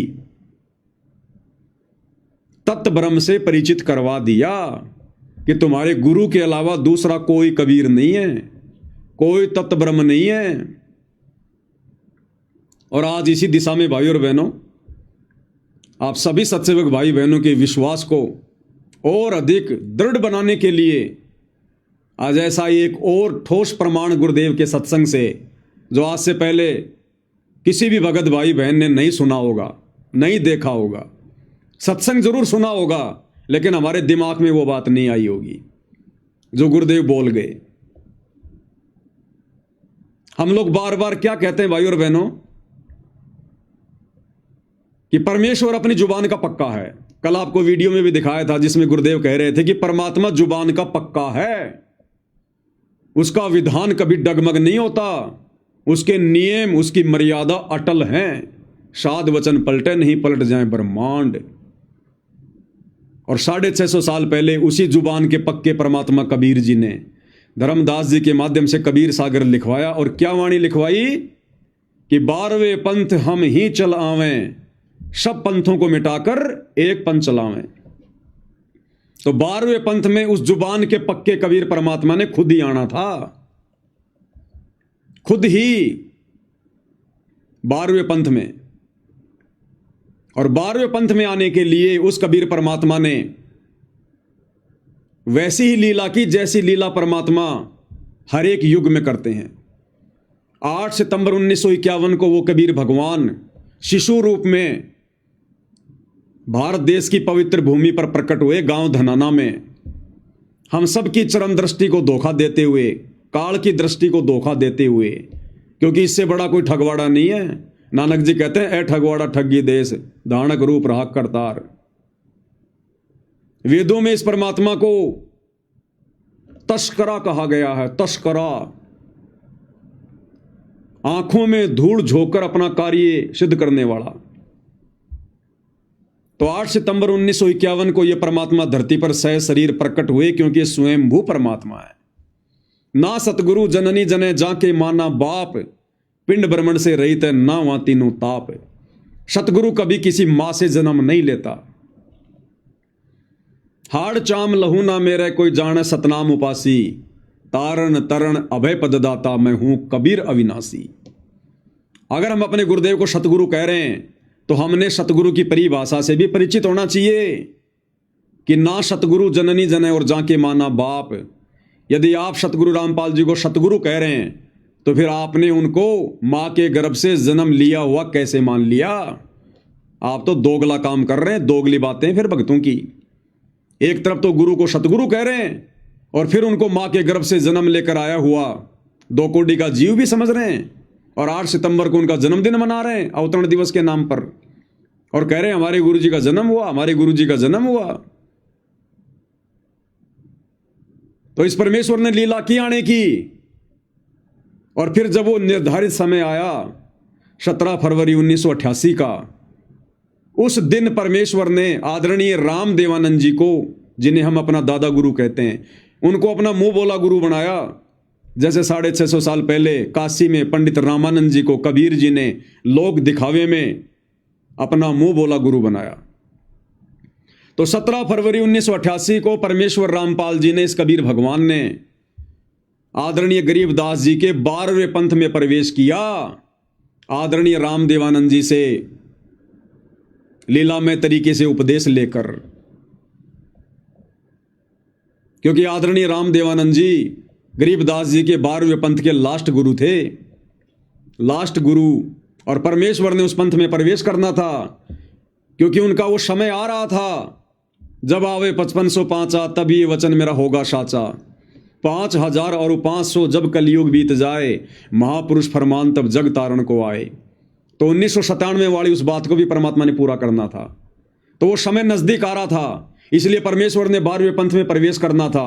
अन्यथा कबीर सागर में उन्होंने जो वाणी लिखवाई, वो वाणी उनकी फैल हो जाती, और भगवान की वाणी फैल हो गई तो समझो भगवान फैल। क्योंकि भगवान क्या है? शब्द है। वाणी क्या है? शब्द है। हम हैं शब्द, शब्द हम माही, हमसे भिन्न और कछु नहीं। शब्द स्वरूपी राम, शब्द ही तो रूप है भगवान का। अगर भगवान का वचन फैल हो गया तो भगवान फैल हो गया, लेकिन वो जुबान का पक्का है। तो उन्होंने जो 650 साल पहले कहा था कि 12वें पंथ हम ही चलावें और सब पंथों को मिटाकर एक पंथ चलावें, तो 17 फरवरी 1988 को परमेश्वर रामपाल जी ने, इस कबीर भगवान ने, आदरणीय गरीबदास जी के 12वें पंथ में प्रवेश किया। और 6 साल एक परम भगत की भूमिका करके 1994 में इन्होंने अपना यथार्थ 13वां कबीर पंथ चलाया। 12वें पंथ हम ही चलावें, 17 फरवरी 1988 को आगे, और फिर सब पंथों को मिटाकर एक पंथ चलावें। अपने ज्ञान से इन्होंने सारे पंथों को मिटाया, और 1994 में परमेश्वर ने अपना नया 13वां पंथ चलाया। अब गुरुदेव भगवान क्या कह रहे हैं भाई और बहनों? हमारे विश्वास को परमात्मा और अधिक दृढ़ता दे रहे हैं छोटे से सत्संग में। और इस सत्संग में पूज्य गुरुदेव भगवान क्या कह रहे हैं? आपने हर एक सत्संग में सुना होगा जिसमें गुरुदेव भगवान कहते हैं कि मुझ दास को अपने पूज्य गुरुदेव जी से 1993 में सत्संग करने की आज्ञा मिली और 1994 में नाम उपदेश करने की। लेकिन आज क्या कह रहे हैं गुरुदेव भगवान? सारा मसाला, सारे संकेत गुरुदेव ने इन्हीं सत्संगों में छुपा कर रखे हैं, लेकिन समय आने पर परमात्मा उनका खुलासा कराते हैं ठीक के समय पर। इस सत्संग में क्या कह रहे हैं गुरुदेव भगवान? कह रहे हैं कि पुण्यात्माओं, इस दास ने सन 1988 से सत्संग करना प्रारंभ किया था। कब से? 1988 से। पहले आप गुरुदेव भगवान के मुख कमल से सुनिए भाई और बहनों, फिर आपको समझाते हैं कैसे। आपको दास ने बहुत बार बताया इन वेदों और गीता जी और पुराणों का ज्ञान दास को सन 2000 में हुआ। उससे पहले सन 1988 से सन 2000 तक 12 वर्ष तक इस दास ने इस गरीबदास साहिब जी की वाणी के आधार से सत्संग किया। सन 1988 से 2000 तक यानी 12 साल गुरुदेव कह रहे हैं कि दास ने सन 1988 से 2000 तक 12 साल सत्संग, और क्या कह रहे हैं, इस दास ने सत्संग 1988 से करना शुरू किया और 1988 से लेकर सन 2000 तक यानी 12 वर्ष तक आदरणीय गरीबदास जी के सदग्रंथ साहिब को आधार बनाकर सत्संग किया। एक बार फिर से सुन लो भाई और बहनों। वर्ष तक 1988 से सन 2000 में हुआ। उससे पहले सन 1988 से सन 2000 तक 12 वर्ष तक इस दास ने इस गरीबदास साहिब जी की वाणी के आधार से सत्संग किया, और इसके आधार से जो सत्संग किया वो भी हमारे जो पुराने भक्त उनको सबको मालूम है, वो कैसेट अभी तक उनके पास उपलब्ध है। और फिर ये सदग्रंथों प्रमाण देखे, ओए होए, अब क्या बताते हैं। तो गुरुदेव भगवान ने सत्संग का समय क्या बताया, 1988 से सन 2000 12 साल गरीबदास जी की वाणियों के अनुसार मैंने सत्संग किया। परमात्मा कह रहे हैं कब से कब तक, 1988 से सन 2000 तक। और फिर क्या करें परमात्मा, इस दास को वेदों और गीता का ज्ञान तो सन 2000 में हुआ, उससे पहले 1988 से लेकर सन 2000 तक 12 वर्षों तक गरीबदास जी की वाणियों के अनुसार सत्संग किया। अब 88 में गुरुदेव ने सत्संग कब किया भाई? अरे 88 में तो नाम लिया गुरुजी ने, वो तो एक भगत बने थे, सत्संग तो उनके गुरुदेव किया करते थे। 88 में कब सत्संग किया परमात्मा ने? 17 फरवरी 1988 को तो उन्होंने उपदेश लिया भाई। ये आश्रम वाले गुरुदेव का बोध दिवस मनाते हैं 17 फरवरी को, कि 17 फरवरी 1988 को संत रामपाल जी को अध्यात्म का ज्ञान हुआ। उससे पहले तो संत रामपाल जी को पता ही नहीं था कि भक्ति क्या होती है। इस कारण से ये आश्रम वाले गुरुदेव को जीव मानकर, मनुष्य मानकर उनका बोध दिवस मनाते हैं। बोध यानी ज्ञान, बोध यानी ज्ञान, और दिवस यानी दिन, वो दिन जिस दिन संत रामपाल जी को आध्यात्मिक ज्ञान हुआ। और गुरुजी कह रहे हैं कि मैंने 1988 में सत्संग करना शुरू कर दिया था। अरे भैया, कबीर पंथ में 1988 में सत्संग कौन करेगा? जिसको पूरा ज्ञान होगा। अब भाई और बहनों, 17 फरवरी 1988 को गुरुदेव ने सत्संग किया, और सत्संग कौन कर सकता है? परमात्मा। आपको कई बार सुनाया गुरुदेव के मुख कमल से कि सच केवल परमात्मा ही कह सकता है, सत्संग केवल परमात्मा ही कर सकता है, दूसरा कोई सच कह ही नहीं सकता। अब यहां गुरुदेव क्या कह रहे हैं कि इस दास ने 1988 में सत्संग करना शुरू कर दिया, और सत्संग कौन कर सकता है? सुन लो। परमात्मा, सत्संग परमात्मा ही किया करते हैं, क्योंकि सत्य भगवान ही बोल सकता है, सत्य परमात्मा ही बता सकता है। क्लियर हो गया? सत्संग परमात्मा ही कर सकता है, भगवान ही करता है। और गुरुजी कह रहे हैं कि मैंने 1988 से सत्संग करने शुरू कर दिए थे। तो भाई और बहनों, पहला सत्संग गुरुदेव ने कब किया? इस कलयुग की बिचली पीढ़ी में 17 फरवरी 1988 को। और 17 फरवरी 1988 को पहला सत्संग यानी पहला ज्ञान, पहला उपदेश किसको दिया? दादा गुरुजी को, आदरणीय राम देवानंद जी को। 17 फरवरी 1988 को परमेश्वर रामपाल जी ने नाम उपदेश दिया, उनको ज्ञान दिया कि प्यारी आत्मा, अब तेरा काम समाप्त हुआ, तेरे को केवल यहीं तक लेकर आना था मैंने। अब बैठ के तू अपनी भक्ति कर, और लोक दिखावे में आप मेरे गुरु बने रहो, और बाकी मैंने आपको उपदेश दे दिया है, अपनी भक्ति करो, अपना बेड़ा पार कराओ। और गुरुदेव ने क्या बताया कि मेरे गुरुजी ने मुझे प्रथम नाम और शतनाम दोनों एक साथ दे दिए, जबकि उन्होंने नहीं दिए, उनके पास तो था ही नहीं। 17 फरवरी 1988 को परमेश्वर रामपाल जी ने अपने मुंह बोले गुरु आदरणीय राम देवानंद जी को, क्योंकि वो अच्छी आत्मा थी और अच्छी आत्मा को दोनों मंत्र एक साथ दिए जा सकते हैं, प्रथम नाम और शतनाम। तो परमेश्वर रामपाल जी ने 17 फरवरी 1988 को आदरणीय राम देवानंद जी को ये प्रथम नाम और शतनाम दोनों एक साथ दिए, और उसके एक सप्ताह के अंदर अंदर उनको सार नाम दे दिया।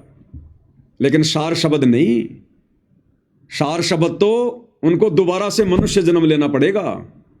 गुरु का गुरु बन के कभी कोई पार नहीं हो सकता। यहां से गुरु की भूमिका निभा के कोई पार नहीं हो सकता।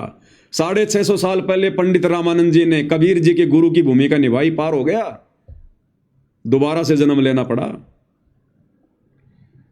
तो 1988 में पहला सत्संग गुरुदेव भगवान ने 17 फरवरी के दिन, जिस दिन को ये नादान सतलोक आश्रम वाले गुरु को मानुष मानकर और बौद्ध दिवस के रूप में मनाते हैं, हम सत्सेवक भाई बहन नहीं मनाते, कभी नहीं मनाया। हम तो इनको भी मना करते हैं उल्टा कि क्यों मूर्खता कर रहे हो, कल को पछताना पड़ेगा। अरे जगत गुरु वो होता है जो पूरे संसार को ज्ञान दे, और जगत गुरु का कभी बौद्ध दिवस नहीं मनाया जाता। दूसरे से ज्ञान लेकर कभी कोई जगत गुरु नहीं बनता। तो भाई और बहनों, जो गुरुदेव भगवान कह रहे हैं ना कि इस दास ने 1988 से 2000 तक सत्संग किए, तो 1988 में सत्संग, और सत्संग कौन कर सकता है? भगवान। इसलिए अब वो वाणी सत्य साबित होती है कि 12वें पंथ हम ही चलावें। ये कबीर परमेश्वर स्वयं है, ये जुबान का पक्का है। ये कलयुग की बिचली पीढ़ी है भाई और बहनों। परमात्मा आप और हमें एडी से चोटी तक फुल कर देंगे। गुरु को मानुष मानने की गुंजाइश रत्ती भर भी नहीं रहेगी, रत्ती भर भी, जो आत्मा मोक्ष की अधिकारी होंगी। इसलिए परमेश्वर ने सात संगतियां शुरू करवाई, क्योंकि अपने द्वारा किए गए सत्संगों का निष्कर्ष गुरु नहीं निकालेगा। गुरु ने वेदों का निष्कर्ष निकाल दिया, गीता जी का निकाल दिया, पुराणों का निकाल दिया, दूसरे संतों के सत्संगों का निष्कर्ष निकाल दिया, लेकिन अपने सत्संगों का निष्कर्ष कभी गुरु निकाल के नहीं देगा। उसके लिए गुरु ने सात संगतियां शुरू करवाई है, और हम जैसे 2 कोटि के जीवों को परमात्मा ने सद्बुद्धि बख्शी है। तो धरती पर स्वयं कबीर भगवान है, परमेश्वर है, और ये परमेश्वर किसी की जमानत के भरोसे नहीं है, किसी कोर्ट की यश के भरोसे नहीं है, किसी जज के भरोसे नहीं है। ये अपनी मर्जी का मालिक है। ये 1 सेकंड में यहां, 1 सेकंड में सतलोक। तुम्हारे जज को तो पता भी नहीं चलता दिन में कितनी बार सतगुरु रामपाल जी हिसार जेल से सतलोक जाते हैं और कितनी बार वापस आकर बैठ जाते हैं। ये अबंध परमात्मा है। गरीब ऐसा सतगुरु हम मिल्या, बेपरवाह अबंध, परम हंस पूर्ण पुरुष, रोम रोम रविचंद। अरे यहां की अदालतें छोड़ दो, यहां के जज तो छोड़ दो। गुरुदेव भगवान कहते हैं, बच्चों ये दास धर्मराज के दरबार में, वो धर्मराज जो एक ब्रह्मांड का सुप्रीम जज, जो ब्रह्मा विष्णु महेश का भी मुकदमा अपने हाथ में लेके चलता है, उस धर्मराज के दरबार में हमारे वकील बनकर, हमारे एडवोकेट बनकर, लीगल एडवोकेट बनकर, और ये सतगुरु रामपाल जी परमेश्वर हमें वहां से बाइज्जत बरी करवाएंगे। फिर इनको भला यहां कौन सा जज बांध के रख सकता है? कौन सी जेल बांध के रख सकती है? अपनी मर्जी के मालिक हैं। अपनी मर्जी से गए, अपनी मर्जी से जज की वो कलम चलवाई, और जिस दिन बाहर आना होगा अपनी मर्जी से जज की कलम चलवाएंगे। तो ये परमेश्वर तो हम सबका लीगल एडवाइजर है। नहीं पता तो सुन लो भाई। न किसी का कर्ज ले रखा हो, और वो कहेगा भाई तुझे जब छोड़ूंगा तो मेरा कर्ज दे देगा, तो हम इसका कर्ज दे देंगे, छोड़ेगा, छोड़ना पड़ेगा इसको। तो स्वयं भी अपना वायदा करता है। तो इसके सतर की जो भक्ति है, हम त्रिकुटी पर जाकर परमात्मा आपके साथ होगा इस दास के रूप में। क्या कह रहे हैं कि परमात्मा आपके साथ होगा त्रिकुटी पर धर्मराज के दरबार में इस दास के रूप में, यानी गुरुदेव कह रहे हैं मेरे रूप में। तो आज क्या गारंटी है कि गुरुदेव के रूप में परमात्मा नहीं होंगे? अरे त्रिकुटी पर क्या पता चलेगा कि गुरु जी के रूप में परमात्मा है? जब वहां पता नहीं चलेगा हमें, तो वर्तमान में भी क्या पता भाई, परमात्मा ही हमारे गुरु जी के रूप में। फिर हम ये बात क्यों नहीं स्वीकार कर रहे भाई? त्रिकुटी पर कौन सा हमारी आंखों के सामने गुरु जी में कबीर जी घुसेंगे? तो वर्तमान में फिर हम ये विश्वास क्यों नहीं कर रहे कि वर्तमान में भी तो हमारे गुरु जी के रूप में कबीर भगवान है?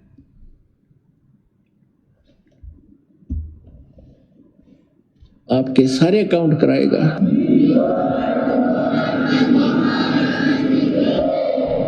और वहां पर आपके एडवोकेट का काम करेगा परमात्मा इस दास के रूप में। और ये सारे मंत्र बोल बोल सुनाओगा वहां जाकर धर्मराज के दरबार में कि लो जी आपके विधान में है सर्वधर्मान परित्यज्यमाम एकम शरणम व्रज, उसके 70 की ये पूंजी पकड़ो। फिर वो बोलते नहीं, उनको वो विवश होकर के वह पूंजी जमा करनी पड़ती है, क्योंकि लीगल एडवाइजर साथ होता है, वो होता है भगवान खुद ही, और उनको मालूम हो जाता है। तो इस प्रकार पुण्यात्माओं किसी भी ऑफिस में आप जाते हो और आपका एडवोकेट साथ हो, तो वो आधे वैसे डिप्रेस हो जाते हैं कि जानकार आदमी है, वो अटपट करोगे तो तुम्हारी फिर बात बिगड़ जाएगी। तो इसलिए गुरु की आवश्यकता आपको अंतिम श्वास तक पड़ेगी। और गुरु पूरा गुरु हो। अब भाई और बहनों, यहां के जजों को तो भारत देश के संविधान का भी पूरा ज्ञान नहीं होता। सुप्रीम कोर्ट के जज को भारत के संविधान का भी पूरा ज्ञान नहीं होता, उसको भी देखना पड़ता है खोल खोल के। और फिर पूरी दुनिया में कितने देश, कितने संविधान, और फिर 5 करोड़ पृथ्वियां तो अकेले स्वर्ग में हैं, वहां के कितने जज होंगे, कितना संविधान होगा। और इस परमेश्वर रामपाल जी के आगे वो एक ब्रह्मांड का, तीनों लोगों का सुप्रीम जज धर्मराज भी थर थर कांपता कि भाई जानकार आदमी है, ये भगवान है, अगर जरा भी अटपट कर दी तो मामला बिगड़ जाएगा, इनसे बढ़कर कानून का जानकार और कोई नहीं है। तो भाई और बहनों, ये परमात्मा किसी जज के दबाव में बैठे हैं क्या? इनको किसी वकील की जरूरत है क्या बाहर आने के लिए? ये केवल भाई और बहनों यहां के विधान को पूरा करते हैं परमात्मा। एक सभ्य नागरिक की भूमिका निभाते हुए परमात्मा केवल यहां के विधान को फॉलो करते हैं। इन्हें जरूरत नहीं है, इनके ऊपर किसी का विधान लागू नहीं है, इनका विधान पूरी सृष्टि पर लागू है। तो आप और हम सत्सेवक भाई बहनों का सौभाग्य जो हमें ऐसे परिपूर्ण अदली न्यायकारी परमात्मा मिले हैं। तो अब भाई और बहनों, हमारे हृदय में कैसे समा सकती है ये बात कि हमारे गुरुजी केवल मानुष हैं, एक जीव हैं। 1997 में सतलोक चले गए, इनके चोले में कबीर जी आकर अपना काम कर रहे हैं। अरे चोले में आकर तो ये काल करता है काम, जैसे गीता का ज्ञान देते समय श्री कृष्ण जी के चोले में घुस गया, दूसरे के शरीर में घुस के अपना काम काल करता है, भगवान नहीं करता। उन्हें जरूरत नहीं है। कल आपने सुना परमात्मा वाणी में क्या कह रहे थे? पूर्ण ब्रह्म है आप विधाता, जब चाहे चोला धर आता। जब चाहे परमात्मा चोला धार के आ जाएगा। इन्हें जरूरत नहीं है किसी के शरीर को काम में लेने की, किसी के अंदर घुसने की, या कोई अपना दास भेजने की। तो ये काल भाई और बहनों सूक्ष्म रूप में इन आश्रम वालों के माध्यम से पूरी संगत पर छाया हुआ है। आप और हम बेखबर हैं, ये काल बेखबर नहीं है। ये अपना भोजन इतनी आसानी से नहीं जाने देता, ये बैकग्राउंड में पूरी लड़ाई लड़ रहा है। तो हम सत्सेवक भाई बहनों के ऊपर कितनी रजा, कितनी बड़ी मेहर, हम इसकी एक भी बकवाद का हिस्सा नहीं बने, हम इसकी एक भी चाल में नहीं फंसे। तो परमेश्वर कैसे आप और हम भाई बहनों को, साथ संगत वालों को बाईपास निकाल के ला रहे हैं इस परीक्षा के समय में। इसलिए भाई और बहनों, जितना हो सके उतना परमात्मा का गुण गाओ, मालिक का बार बार धन्यवाद करो। ये परमेश्वर हम नीचों पर ऐसी दया, ये मालिक हमारे अंदर ऐसा क्या था, आपने क्या देखा भगवान, आपके तो सभी बच्चे, फिर हमारे ऊपर ऐसी विशेष मेहर क्यों। तो ये तो गुरुदेव को पता है भाई और बहनों, ऐसी विशेष मेहर क्यों। और इस मेहर को हमने इसी प्रकार से ज्ञान को आधार बना के रखना है भाई और बहनों। अंतिम श्वास तक ये काल बहुत झटके देगा, बहुत लड़ाइयां लड़ेगा भी, बहुत बकवाद करवाएगा। इसका तो यही काम है, बकवादी का काम ही बकवाद करना होता है। तो आप और हम भाई बहनों ने सावधान रहना इसी प्रकार से, गुरुदेव की आड़ लेकर, गुरुदेव की ओट लेकर, गुरुदेव की पीठ पीछे खड़े होकर, क्योंकि हमारा सबसे बड़ा सहारा हमारा गुरु है और कोई नहीं।